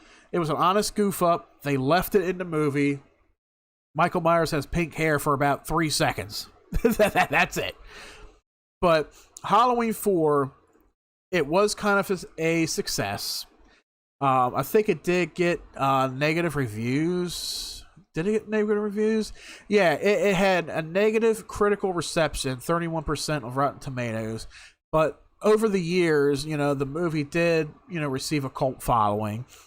It has a strong cult following. So people do enjoy it. It's like, I like it. I watch it. It's just not one of my favorites. But it is a pretty good movie. It's a good popcorn flick. Like I said, it is too predictable like a lot of them is. But that's where the downhill trend goes for the franchise right there. It starts with 4. 4 was pretty solid. A lot of people do like 4. But then you go into Halloween 5, The Revenge of Michael Myers. Now, mind you, the Halloween series, it goes, in a sense, for the next 3 movies. And James Roth has covered this on his Monster Madness marathon back in 2007, 2008, somewhere around there. And he was like, it has gone full circle. Halloween franchise has completed the Pink Panther trend. You got Return, Revenge, and Curse. Has like the Return of Pink Panther, Revenge of Pink Panther, the Curse of Pink Panther. Well, now it's very subtle. You got Return of Michael Myers, the Revenge of Michael Myers, the Curse of Michael Myers.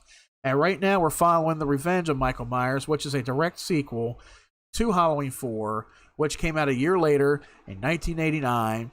After the success of Halloween 4, Halloween 5 was rushed into production by Mustafa Akkad because he figured, the franchise, it's booming again. It's really hot.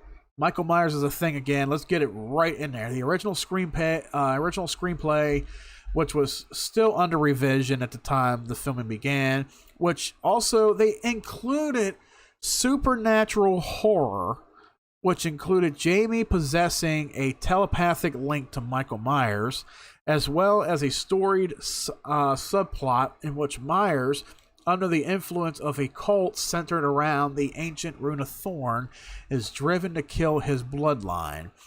Now, here's where the movie starts to fall apart for a lot of people.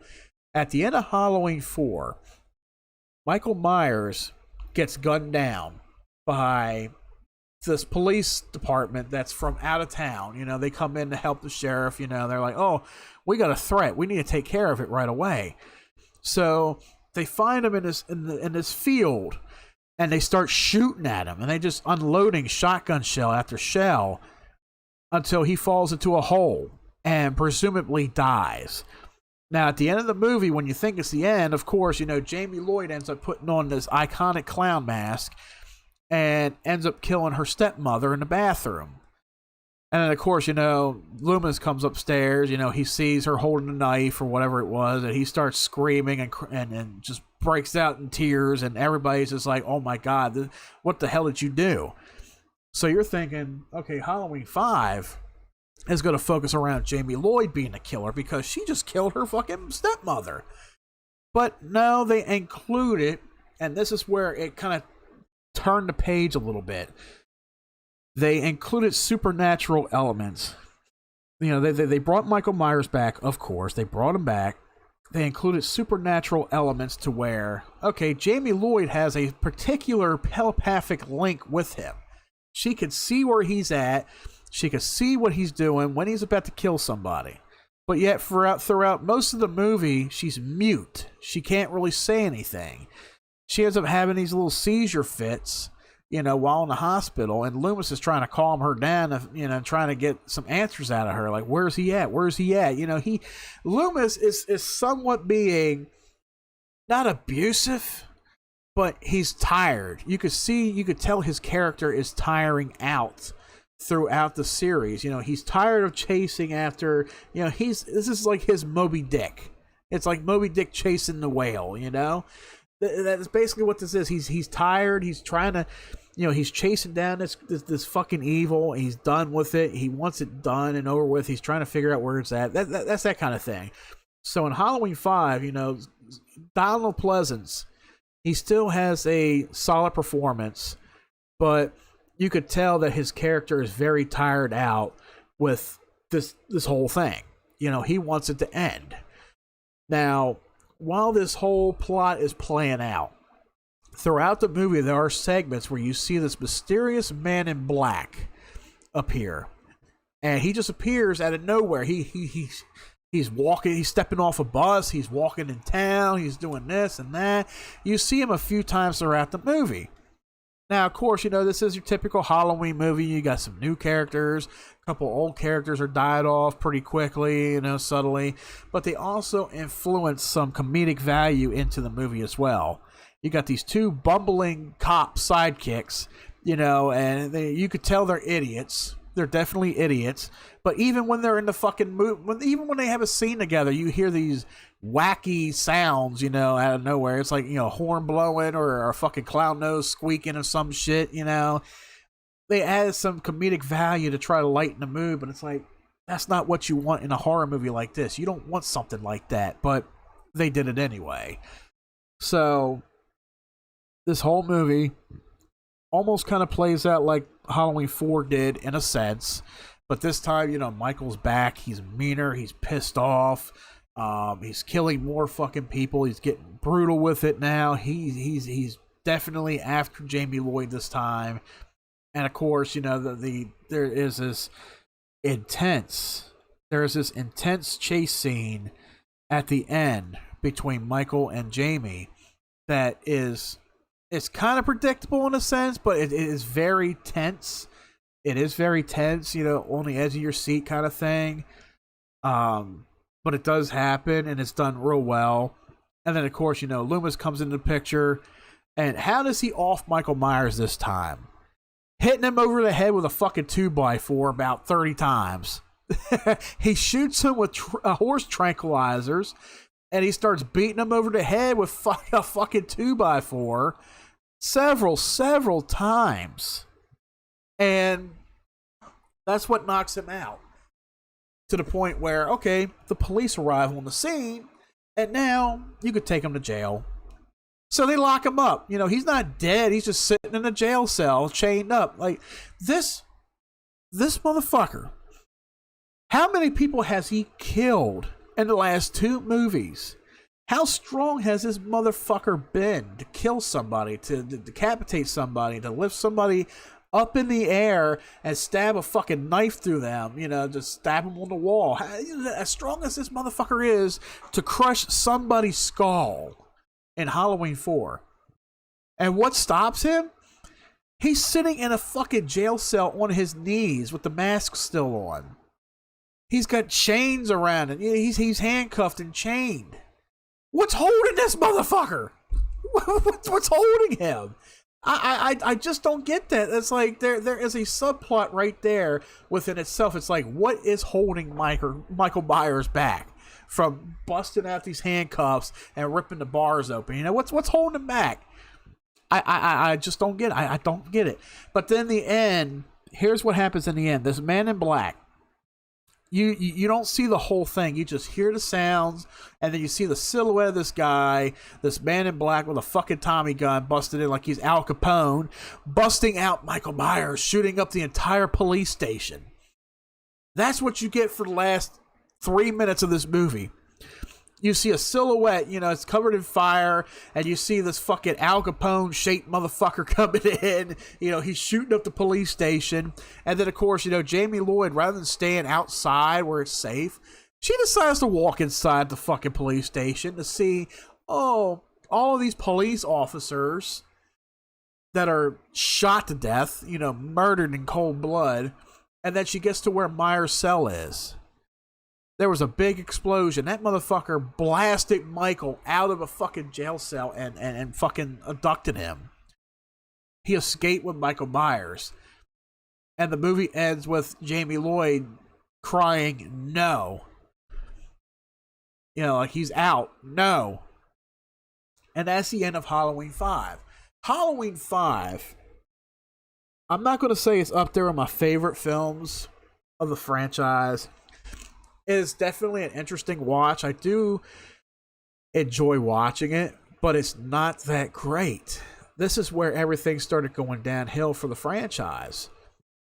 Now, it is said, when the final cut of the film did come out, it featured the mysterious Man in Black character, the Curse of Thorn subplot, which was very minimalized, and it resulted in audiences and critics expressing some confusion, though it did expand upon the following film, Halloween, The Curse of Michael Myers. Halloween 5 came out in 1989. The Curse of Michael Myers came out 6 years later in 1995.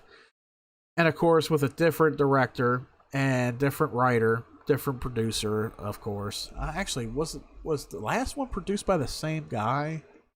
Paul Freeman? I don't even see it here. No, they didn't even have a fucking producer for 5. Oh well. But Halloween, The Curse of Michael Myers, being taken under the wing of Dimension Films, which was kind of new at the time, sort of new. Halloween 6. This was Donald Pleasence's last film appearance. Because right around the time when they finished filming the movie, Donald Pleasence sadly passed away. This was the last movie that he had portrayed Dr. Loomis. So this was the last time you saw Donald Pleasence. So he didn't really give a somewhat Oscar-worthy performance in this movie. He was just there. He was just there. He wasn't given all the. He was trying to give a couple speeches. He was trying to bring that back, but you could tell he was like, yeah, he's tired, he's dead, he's done. You could definitely tell it's a done one for him. Now this was, I believe, Paul Rudd. Paul Rudd was in it. Paul Rudd. Yes, I said Paul Rudd. Ant-Man. Marvel's Ant-Man. Paul Rudd. Comedian Paul Rudd. This was his first film. This was his film debut. Was Halloween 6. This was his film debut. There was no comedic value out of him. There was no comedic value in the movie whatsoever, which was good. They still tried to make it terrifying in a sense. They still tried to give it that feeling, but once again, it still fell short. However, this is one of my favorites up there. Like I said, this is like number 5 of my favorites. Number 5 or number 4. I forgot which one it was. This is one of my favorites because I'm guessing of the nostalgic value, and I really did enjoy it back in the day, and it had its feeling on me, and I liked it, but it's still another convoluted, confusing mess. It really is. And this film concludes the Jamie Lloyd arc story that was established in Halloween 4 and in Halloween 5. Set 6 years after the event of Halloween 5, the plot follows Michael Myers as he stalks the Strode family, Laurie Strode's uncle and his wife, daughter, and grandson. So now we're going after Laurie's uncle. Not her mother or father is going after the uncle and his family in order to kill the last surviving relatives as Dr. Loomis pursues him once more. Well, he doesn't really pursue him. He's just there along for the ride. That's basically what it is. The film also reveals the source of Michael's immortality and his drive to kill. So here's what goes on. Jamie Lloyd's character, or the character Jamie Lloyd, she only has about 10 minutes at the beginning of the movie. Maybe close to 15. And this trend is also followed up in Halloween Resurrection with Jamie Lee Curtis's character, Laurie Strode, where she only has like 10, First time chatter. Where are you at, man? There you are. What's going on, man? Over on Twitch. What's going on? What the fuck is that? YouTube, mega.com. Oh, wow. We're going to block you, don't we? Yeah, we're going to block you. Let's see. Is there anything in here for spam? Fuck no. Here we go. Spam. Yep, there we go. And let's remove that. Some random stupid shit. What's going on, man? Doing a podcast. That's concerning. Yeah, I know. Have a good time. Find your love. 69mega.com. But yeah, Halloween 6. Where do I start with Halloween 6? Oh, Jesus. So, mind you, it is one of my favorites. I do like it. But this is where the series took a big turn for me. Well, not for me, but for a lot of people. The first 10 minutes or so, you got Jamie Lloyd. She is now a teenage girl. She's now 15 years old. Mind you, there was a 6-year gap between 1989 and 1995 with both movies. So, of course, she's still, she's a teenage girl now. Apparently, and you can see it in the producer's cut of the movie. There's 2 cuts of the film that are out right now. You got the theatrical, which is what everybody got. And then you got the producer's cut, which goes into more depth and story with Halloween 6. So at the end of Halloween 5, after all that happened, you see the Man in Black abduct Michael Myers with his team. And then, of course, they abduct Jamie Lloyd as well. They abduct both of them, take them somewhere, and they're never seen again for about 6 years. Haddonfield doesn't celebrate Halloween anymore because the boogeyman always comes back every time, Halloween comes around. So the town of Haddonfield has been shadowed, for about 6 years. Nobody's been trick-or-treating. Nobody's been celebrating Halloween because it's always been a bloodbath of Michael Myers. But however, here it is, 1995, close to Halloween night. Jamie Lloyd ends up giving birth to her son. She ends up giving birth. Who is the father? Oh, you eventually find out in the producer's cut, but you never find out who the father is in the theatrical cut, which is a big plot hole right there, because it's like, who's the father? Who gave her birth? Who helped her give birth to this child? You never find out. But the child was meant to be a last sacrifice to Michael Myers to end his curse. And then the curse is not vaguely, but it is explained throughout the movie as the Curse of Thorn. And of course, you do see the Curse of Thorn. It's a little icon or a little tattoo that you do see Michael with in Halloween 5. Let me throw that back there a little bit. So you do see that on his wrist, the Curse of Thorn, and that comes into play in Halloween 6. So, Halloween 6, you got, the Strode family, that are, their name is tainted because their daughter or their niece or whoever it is, was murdered. Everything's connected to them. So you follow these new teenagers, the modern day. They're trying to restore Halloween back to, Haddonfield. It's like, oh, it's time to bring Halloween back into this town, that kind of thing. All the while, now you got Paul Rudd's character, Tommy Doyle. Tommy Doyle was a little boy that Laurie Strode babysat back in 1978 Halloween. So now you got Tommy Doyle who's watching over the Strode house in this movie. And he's kind of stalkerish, but he's like going full in detail on Michael Myers, like what drives Michael Myers, where's he at, where's he been for the last 6 years, that kind of thing. So he has like a real big study going on in his bedroom, and he's being watched over by this woman, Mrs. Blankenship. Like it's not even his mother or grandmother, it's just some woman who takes kids in, that kind of thing. So he teams up with Loomis. He meets back up with Loomis, and it's like, oh, Dr. Loomis, it's happening again. Jamie Lloyd was found murdered. By the way, yeah, Jamie Lloyd is murdered in this movie. She's murdered on some farming equipment, so that ends up becoming a thing. So they find her body, and they learn that Michael Myers has once again, he is unleashing his whole unholy terror once again, in the town of Haddonfield. He has come back, and now this time, Tommy Doyle discovers that Jamie Lloyd has had a child.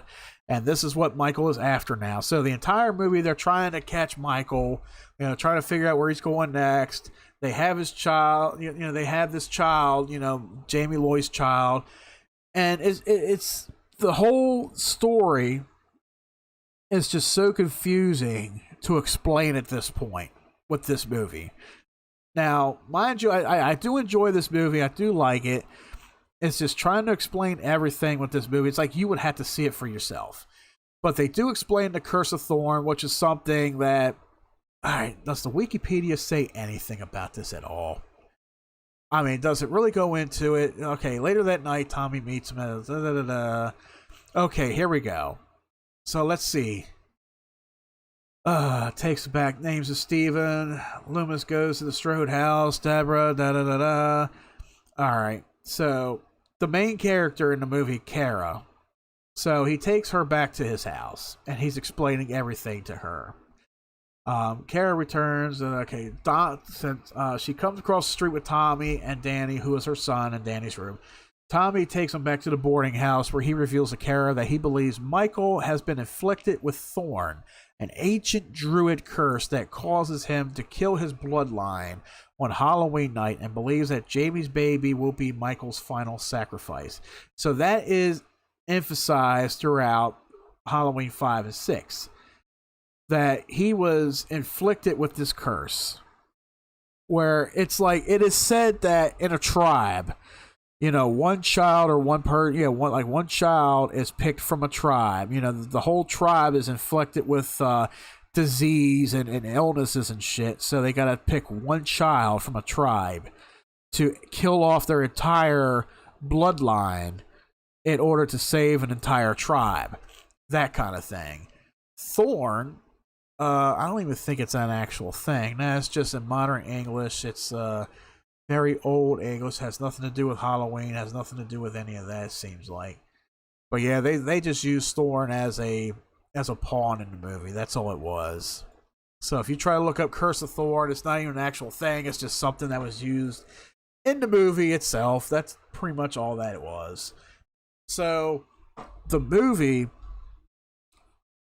the way it ends, like I said, there's two versions of the movie. There's the theatrical version, and then there's the producer's cut version, which goes heavily into depth with the actual story if you want to follow the Curse of Thorn story. The theatrical version, first of all, of course, they're abducted. Kara and her son Denny, they're abducted by the Man in Black. The Man in Black appears once again, and it turns out the Man in Black is Dr. Wynn from Smith Grove's Sanitarium. If you can remember back to Halloween 78, where Loomis meets up with Dr. Wynn about Michael escaping from the sanitarium, that Dr. Wynn, yes, even though he's played by somebody else this time, that Dr. Wynn is the Man in Black. Oh, yeah. Oh, goddamn, you just scared the fuck out of me there, man. Thanks for the follow on Twitch, man. Damn, that scared the fuck out of me, having that come into my fucking headset. It's like, oh yeah. Thanks for the follow there, man. Ooh, that was a good scare. Good scare for Halloween. Oh yeah. But yeah, so if you follow the theatrical version, okay. So it's up to Tommy Doyle to go bust out Kara and her son and get the baby back from this. It's like a hospital warehouse kind of thing. It's like a little hospital, sort of. And he ends up breaking them out, and of course a chase ensues with Michael Myers chasing after him.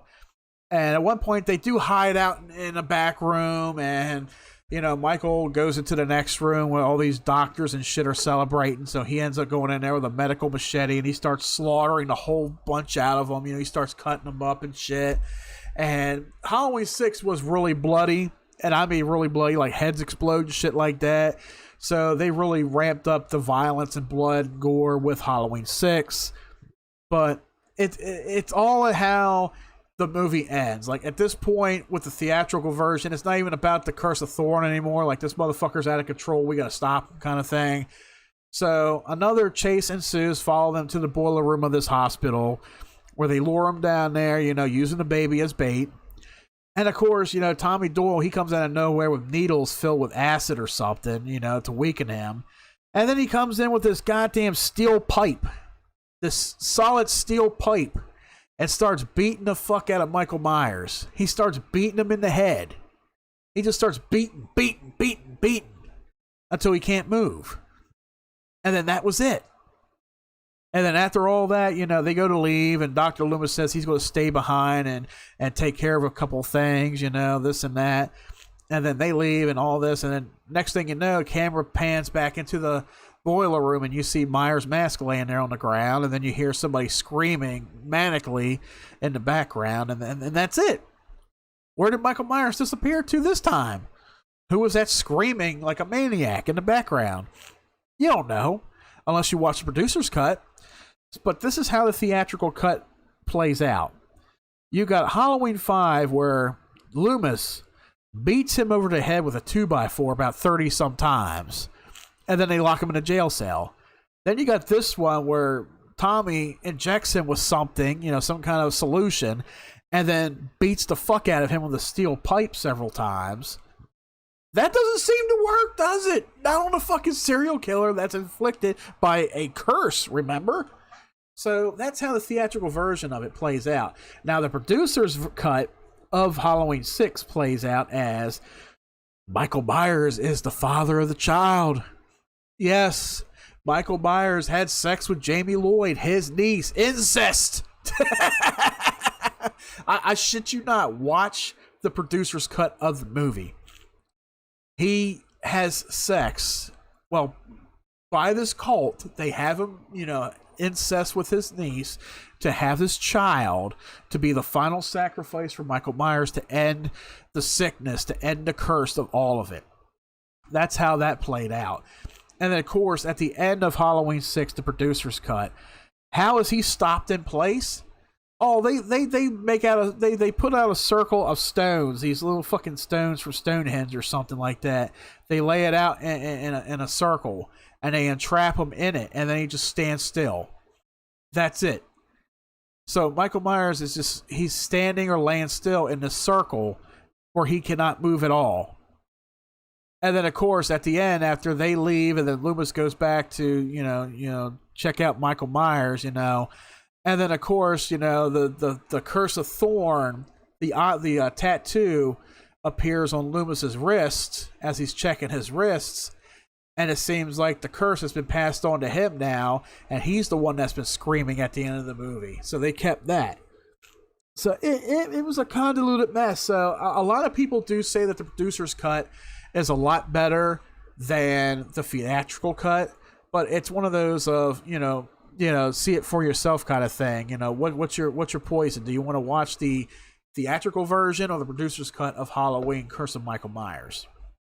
So this movie was, even though it was a complete mess and it took shit on the timeline of Jamie Lloyd, but that pretty much is starting to have a follow-up feeling to what we're getting ready to talk about here in a little bit. Halloween H2O, 20 years later.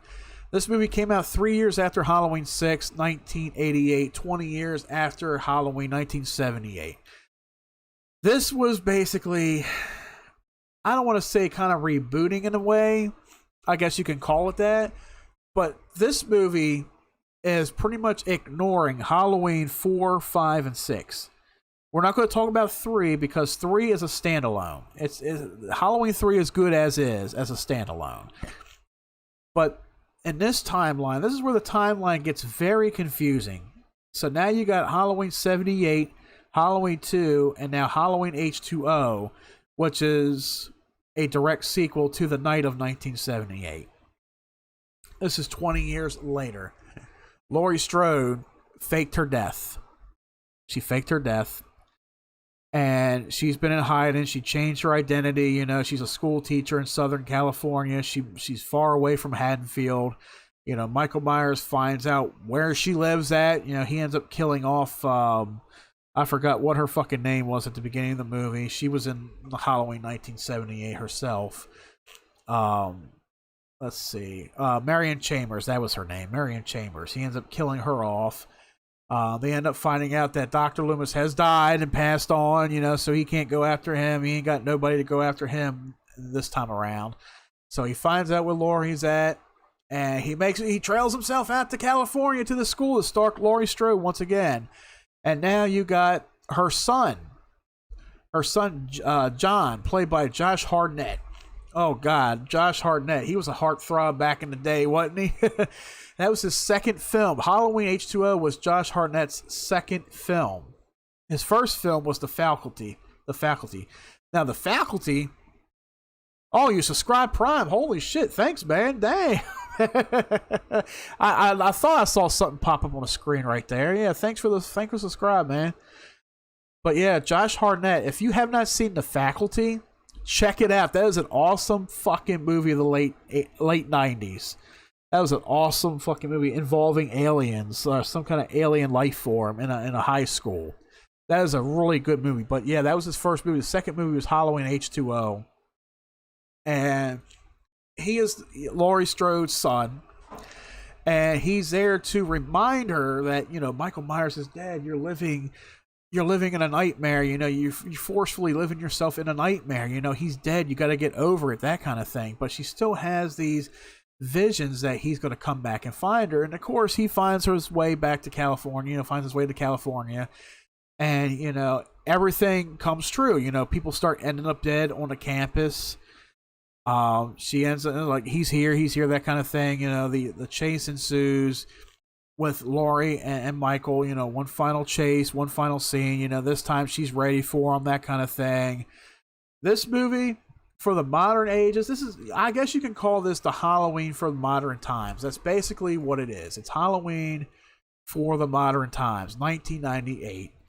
This is when the slasher genre was trying to reinvent itself. We already had it with Scream because the slasher genre was dying out.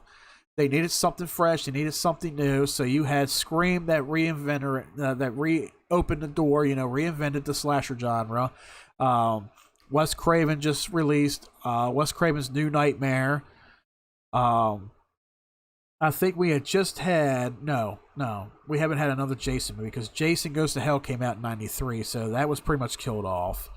But you had all these other horror movies coming out, and they were trying to keep something fresh with the slasher genre.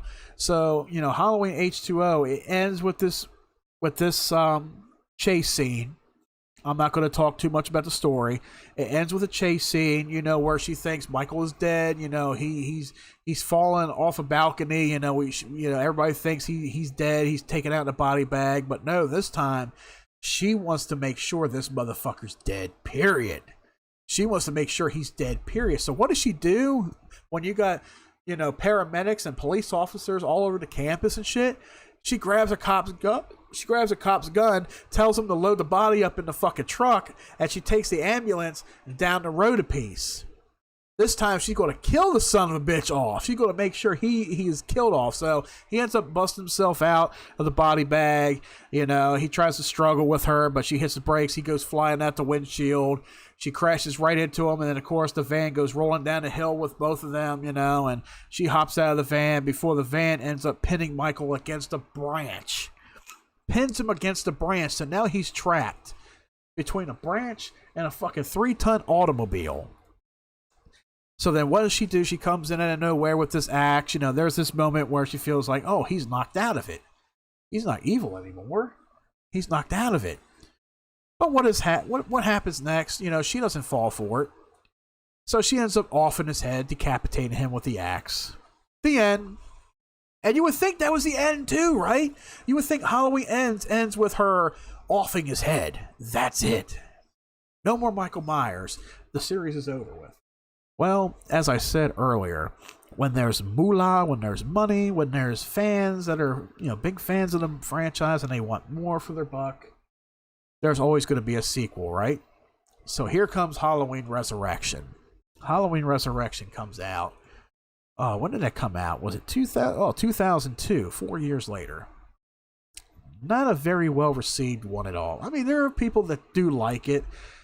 They have, however, many fans and critics have deemed it as the worst film in the Halloween franchise so far. Although another sequel was planned to follow Resurrection, the next film in the franchise, of course, with Rob Zombie's Halloween in 2007. But with this movie, after it pretty much follows a few years after the murders of the Hillcrest Academy from Halloween H2O. After all that, it is learned that, while one of the paramedics was in the academy and they were examining the body, Michael came to life, crushed this guy's larynx, knocked him out, and switched uniforms. So the guy that Laurie Strode actually killed was a paramedic. How can they get so convoluted with that story? Oh my God. So apparently she ended up killing the paramedic and not Michael Myers. So she's locked up in this institution, right? So now Michael Myers, he finds where she's at. He comes to her, he ends up killing her off anyway. You know, they don't even have like one last battle, you know, like she plans out how she's going to kill him, but, you know, he ends up tricking her and ends up killing her, you know, stabbing her in the back, that kind of thing. So that's the end of the Laurie Strode character right there with Halloween Resurrection. And of course, the rest of the film is him returning back to his house. You know, he's done. He's killed his sister or whoever it was. You know, he killed her off. Now he can go home. Now he can rest in peace, right? Wrong. Now you got this whole group of fucking young teens that are, you know, now back in this day. This is when internet shows were becoming a thing. You know, we had just surpassed dial-up internet connections. We now had DSL and wireless connections were becoming a thing. People were using these ThinkPads and shit, early cell phone days, that kind of thing. You know, so they were using technology as a thing for people to communicate back and forth with on this web show, right? Everybody was using webcams and putting on a show from the Myers house. And of course, you got Busta Rhymes. Oh my God, Busta Rhymes and Tyra Banks in a Halloween movie. This is what killed it for me. It truly did. This is what really killed it for me right there. So they put on this show, and they're trying to make it look like they're actually the killers, you know, but they're not really killing off the actors. You know, the actors are discovering weird things about the Myers house, that kind of thing. So it turns out the real Myers shows up and he starts killing everybody off one by one. A chase ensues with a couple of the main characters in the end. And then, like I said, I'm not going to explain the whole movie for you, but let's lead up to the end where the chase pretty much takes them into the garage of the film. We never knew the Myers had a garage in the back of their house. Never knew that. Those emojis. So Myers ends up in the garage. Fire breaks up, you know, and it traps him and the last survivor in there, or at least you think that's the last survivor. In comes Busta Rhymes, fucking Bruce Lee and himself into the goddamn garage. And what is his final? What is his words? What does he fucking say to Michael Myers when he fucking breaks in? Right? Trick or treat, motherfucker. How corny can you get with a line like that? You got Busta Rhymes face to face with Michael Myers. What does he fucking say? Trick or treat, motherfucker. So he starts Bruce Lee in this motherfucker, kicks him and shit, kicks him into some exposed wiring. Michael Myers ends up electrocuting himself as Busta Rhymes' character grabs the girl, runs out of the fucking garage before turning around saying, "Hey, Mikey, happy fucking Halloween." At this point, it's like, if you haven't turned the movie off yet, it just got the fucking cringe level, the cringe meter just like way up there with this movie. But of course, you know, after all that, after he has been electrocuted in this movie, you know, he's still alive. At the end of the movie, he opens his eyes, you know, and that's it, you know. Duh, it's over, it's done. And that was that for a good while. You know, it's like, will Michael Myers ever return? Of course he's going to return, but in what style? So that pretty much finished off that whole franchise right there, up until Rob Zombie took it under his wing. Took it under his wing to remake the movie in 2007. And we already talked about the remake. Not going to go any more into depth with the remake. I'm not going to talk about it. You know, Mike and I already talked about that and how we both feel about it. You know, it's not great. It's not good, but it's not completely terrible. So I'm not going to go any more into depth with Rob Zombie's versions that came out in 07 and 09. But now we're going to go talk about director David Gordon Green. I think he's known for comedies. I think he is well known for comedies. What movies did he? The Sitter. Oh God, Your Highness. I heard about those movies. Pineapple Express. Undertow, that's a psychological thriller. So he does have some thrillers under his belt. Okay. George Washington, that was his first movie. Stronger, which is a biography. Okay, so he does have some decent movies under his belt. Some of them which are comedies, which is what he's known for, of course. But then, you have Halloween 2018. Halloween 2018. What can I say about Halloween 2018? Because up until this point, we've already had 3, maybe 4 separate timelines explored with the Halloween franchise. You had Halloween 1, 2, 4, 5, and 6, which was the Jamie Lloyd / Laurie Strode story. Then you have Halloween 1, 2, H2O, and Resurrection, where Laurie never had a daughter. It explored the whole thing, explored the whole background of Laurie Strode being the sister of this maniacal brother. You got Halloween 3, which was a standalone movie. Then you got Rob Zombie's Halloween 2. So that's about 4 timelines right there. In comes a 5th timeline. Now, Halloween 2018 takes place 40 years after the event of Halloween 78. So, Halloween 2 never came into play. Halloween 2 was never a thing for this timeline. It was just Halloween 78, and then 40 years later, you got Halloween 2018. Halloween 2018 is basically Laurie Strode has had PTSD for the last 40 years. Thinking and knowing that the boogeyman was going to come for her. 40 years later, she has been waiting. She has been setting up. She has been training. Weapons training. She set her house up as a fucking trap. 40 years in the making. The story follows her, going crazy, waiting for the boogeyman to come out. She's had a daughter. She's had a granddaughter. They all think that she's crazy for this shit. They know what she's went through. And they keep telling her, your boogeyman is locked up. He's dead. Da-da-da-da. But, of course, he ends up being transported from Smith Grove to somewhere else. I forgot where it was. And the bus crashes. He escapes. And then he finds his way into town. That kind of thing. And of course, the end of the movie, a chase ensues where he, ends up where Laurie lives at. There's a struggle, there's a chase, he ends up in a fucking trap, and they end up lighting the house on fire, of course. And that's how they take him out. They try to blow up the house, try to light him on fire in the basement, trap him in the basement. This is the end, right? The 2018 Halloween, it is a good movie. It tries, but for me, there's just too many plot holes with the movie.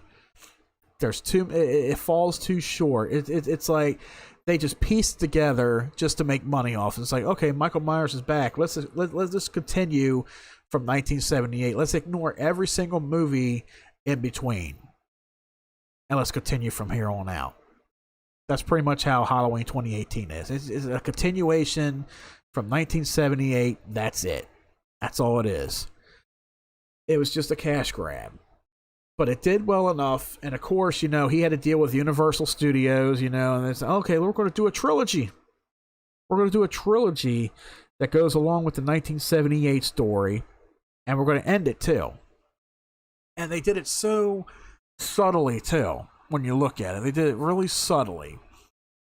Halloween Kills comes out a year or two, a couple years later. Mind you, the timeline, or the timeline of these movies are so many years apart. Like Halloween Kills takes place right after Halloween 2018, and this one explores more of a paranoia psyche story with the townspeople who are in fright because the boogeyman from 40 years ago is back out on the street. They're all scared, but they're ready. You got Tommy Doyle. Once again, Tommy Doyle. Tommy fucking Doyle, played by Anthony Michael Hall.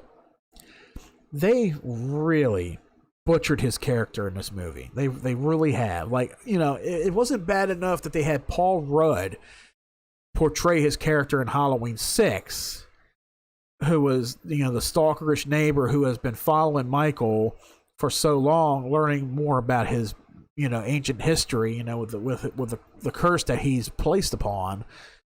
But you got Tommy Doyle here, who plays like Billy Badass. We're gonna beat the fucker to death. Evil ends tonight. That was a thing. Remember, like 2 years ago, where they're like, "Evil ends tonight." That was a thing throughout the whole fucking movie. Evil ends tonight. But this one not only was a cash grab, but it was probably the most goriest, the most bloodiest, the most violent movie in the entire franchise. That's all it was. Let me see here. All right, check out a couple things here real quick. All right. So, Halloween Kills was the most bloodiest and goriest of them all. He killed a shit ton of people in this movie.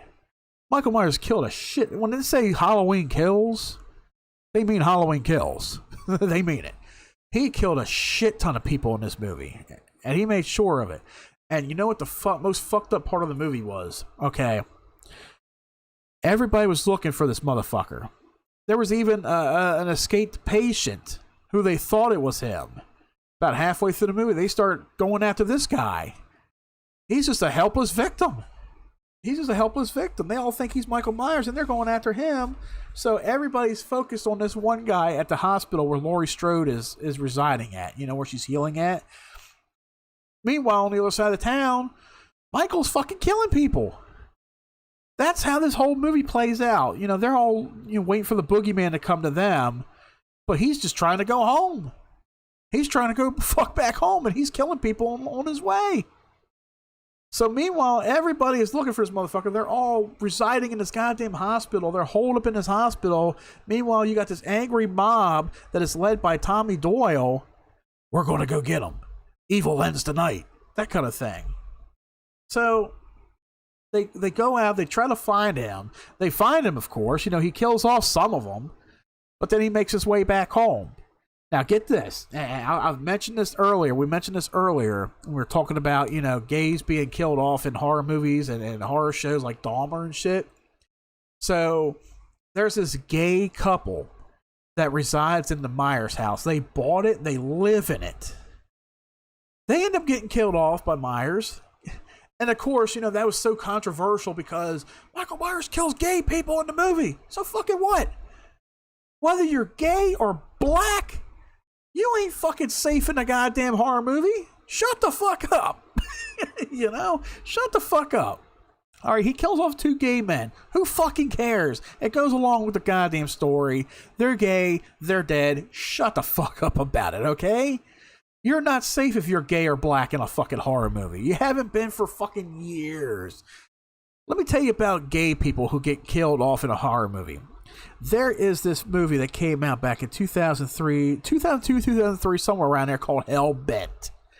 Hellbent. Remember that movie? You can find it on YouTube in several different pieces. You know, you can watch the whole movie. I watched it too.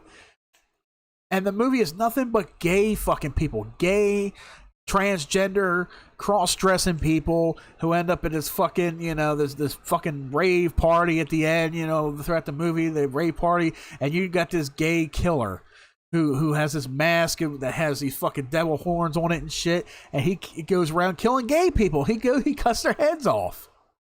You want to talk about gays in horror movies? Look that movie up. And then you come back to me with different opinions on Halloween Kills with Myers killing off 2 gay men.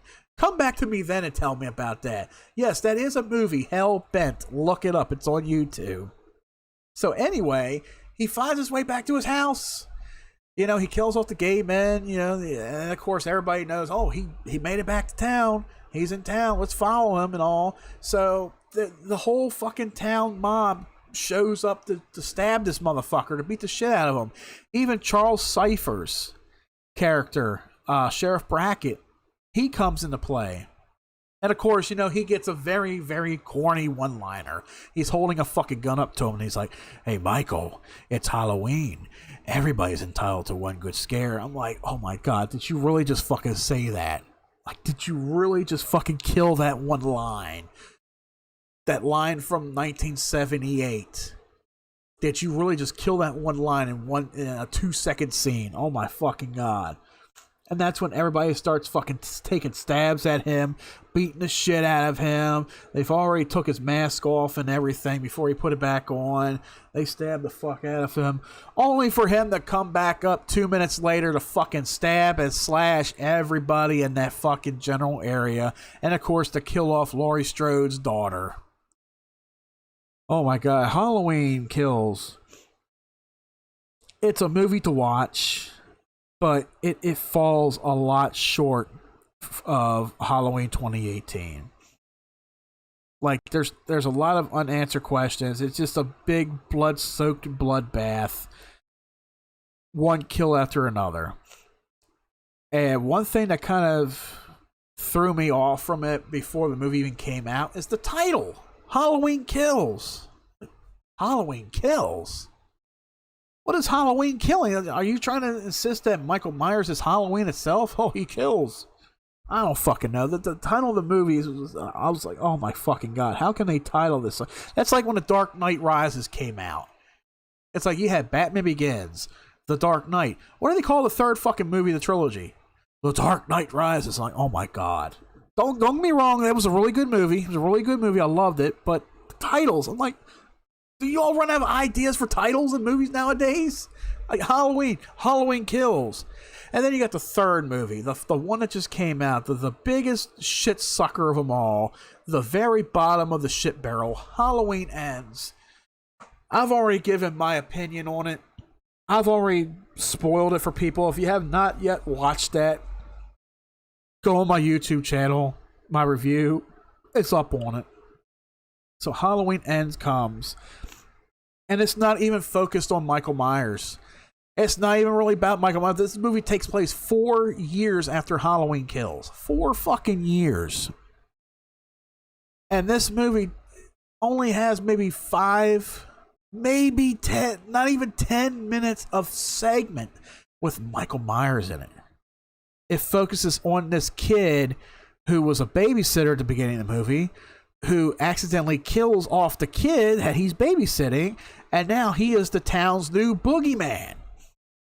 So mind you, it is kind of explaining the first few moments in all of the movie where 4 years has passed and Michael Myers has disappeared. Nothing is going on, but there still were murders. There were still murders. You got copycat killers out there that are trying to keep the legacy moving on with Michael Myers. Like, oh, anybody can be the boogeyman. Evil can take shape with anybody. And of course, you know, the boogeyman ends up being this teenage boy that the whole movie follows, that you go along with on the whole fucking movie and all. And he ends up finding out where Michael Myers is living, where he's been living for the last 4 years. But something takes place where it's like, it's hard for me to even understand at this point. Like, I can read up everybody's comments and their own take on it with how the story is evolving in a sense, where it's trying to do something different. It was trying to be something different where it was like, okay, we're trying to move away from Michael Myers. We're trying to put it onto somebody else. We're trying to make it evolve into something different. Well, they tried that many, many, many years ago with turning the movie into an anthology series, and nobody liked it. So they returned back to basics and they fucked the franchise up. So what do they do with Halloween Ends? They're trying to subtly do it on film. They're trying to stray away from Michael Myers and make it something else. But here's the fucking thing. We came to see Halloween End, right? We came to see Michael Myers be put to rest. That's what we came to see. We didn't come to see some punky little motherfucker butchering his bullies or butchering other people at random. We didn't come to see any of that. We come to see the final fight between Michael and Laurie. This is what we fucking wanted. This is what the fucking trailer promised us. Mind you, if you watch the movie, go back and rewatch the trailer. You will see there's a lot of things in the trailer that did not take place in the movie as exactly happened. The movie and the trailer are completely different parallels of each other. I shit you not. Go back and watch the trailer if you watch the movie. This movie was something completely different than what we were promised. It was a shit storm. You only get a 5-minute fight between Myers and Strode. And how does it end? Myers dying like a little bitch. Like I said in my review, he gets crucified on a kitchen counter. His leg gets locked in between a counter and a fucking refrigerator. Laurie and her granddaughter slit his throat, slit his wrists, stab him several times. And then when the fucking sheriff comes in, oh, you got him. So what do? They take his body out, tie it to the roof of their car, drive through town broadcasting it. Hey, we got Michael Myers. We're going to the fucking car impound lot, right? They take him to this junkyard, feed him to a goddamn car crusher, the grinder, where they grind different metals and shit. They grind his body up to it's nothing. That's how they killed off the boogeyman after all these years. 44 years in the making. 44 years. 12 films. I want to say it's about 12 films, ain't it? Let me see. Franchise. Is it 12 films? Let's see. 2, 4, 6, 8, 10, 12, 13 films. Well, 11 minus Rob Zombie's films. 11 minus the Rob Zombie remake. But you got 13 Halloween films. One of them, okay, now we'll just say 12, because Halloween 3, even though it is considered a Halloween film, and it's standalone for reasons, so you got 11 or 12 Halloween films. They killed Michael several different times. He's shot. He's burned. He's shot again. He's beaten by a 2x4 and tranquilized and arrested and jailed. Let me catch my thoughts. So, out of all that, I had to catch my breath. All right. Then he's beaten in the head by a lead pipe. Not a lead pipe, steel pipe. Steel iron pipe to the head. Then he comes back and he's decapitated. He's stabbed and decapitated. Then he's electrocuted. Well, first he's Bruce Lee, and then he's decapitated. And that was the end of that franchise. Then in Rob Zombie's movies, he's shot and beaten. I forgot what happened in Halloween. I think in Halloween 2, he was shot down. He was gunned down by a police force. Depending on which ending you watched. So none of that worked. So then in Halloween 2018, he's beaten to death, stabbed, trapped in the basement, left to burn and blow up. Then in Halloween Kills, he's stabbed, beaten, all kind of shit. Gets up, brushes it off, and walks away. So after all of that has happened, it finally takes them to slit his throat, slit his wrists, feed him to a fucking car crusher to finally kill him. And he didn't even have much of a fight to do. He didn't have much of a fight to give. Halloween Ends was the biggest disappointment to the entire franchise. Now, I granted there are people out there that enjoyed it for what it was. They liked the story that this other kid was going to be the next Michael Myers. They liked it, like, okay, you liked it. I say there is more of a negative view on the movie than there is a positive view. Like, if I go to Halloween Ends, okay, movie made $71 million at the box office. Okay. But what is the reception of the movie? What is the reception? Okay, 39%, 5 out of 10, whatever. That's all. Richard Roper of the Chicago Sun Times gave it a 1.5 out of 4 stars, writing that the so-called finale of the Michael Myers saga is just stabbing, metaphors, stabbing, soap opera, stabbing, marching band bullies, stabbing, and more stabbing. Oh, God, I couldn't have come up with a better fucking statement than that. Owen, whatever the fuck his name is, said that the film is neither scary nor fun. I agree with that. And it is called the most joyously metaphorical and convoluted entry of the franchise to date. Ben Travis of Empire gave a negative review, calling the film lost up in its own abyss and an unsatisfying closing chapter, and criticizing Green's direction as struggling to synthesize the serious stuff with the demands of the popcorn shocker. In his review for The Hollywood Reporter, David Rooney called it a sloppy movie whose principal new inspiration feels bogus, although horror fans might enjoy homages to the other films from the Carpenter canon, giving it a 1.5 out of 4 stars. It was poorly executed, rushed, and barely a Halloween movie due to the story's focus on newly introduced characters and considered Rowan Campbell's performance especially lacking. That, in a nutshell, explains Halloween Ends. This movie was a very poor entry to the franchise. Very poor. And those statements alone, I couldn't come up with anything better other than really shit on the movie itself.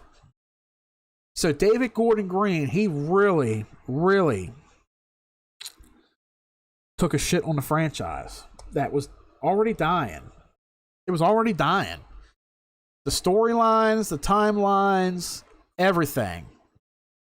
You took a movie as timeless and as classic as Halloween, and they just went in a completely different direction with it. They really screwed it up. In my opinion, Halloween should have just it should have went in the direction of an anthology series. It should have. It could have had potential with it. It really could have. But fans were like, no, you had Michael Myers in the first 2. We want him back. Well, what's this movie? Halloween 3? Oh, that has nothing to do with it. How come you had him in 2, but you don't have it in 3? Oh, my God. People fucking crying over that shit. Halloween 3 is good as is. It was still a good movie. It has a strong following behind it.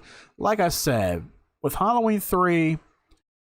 when you watch it, go in with low expectations because you may not like it.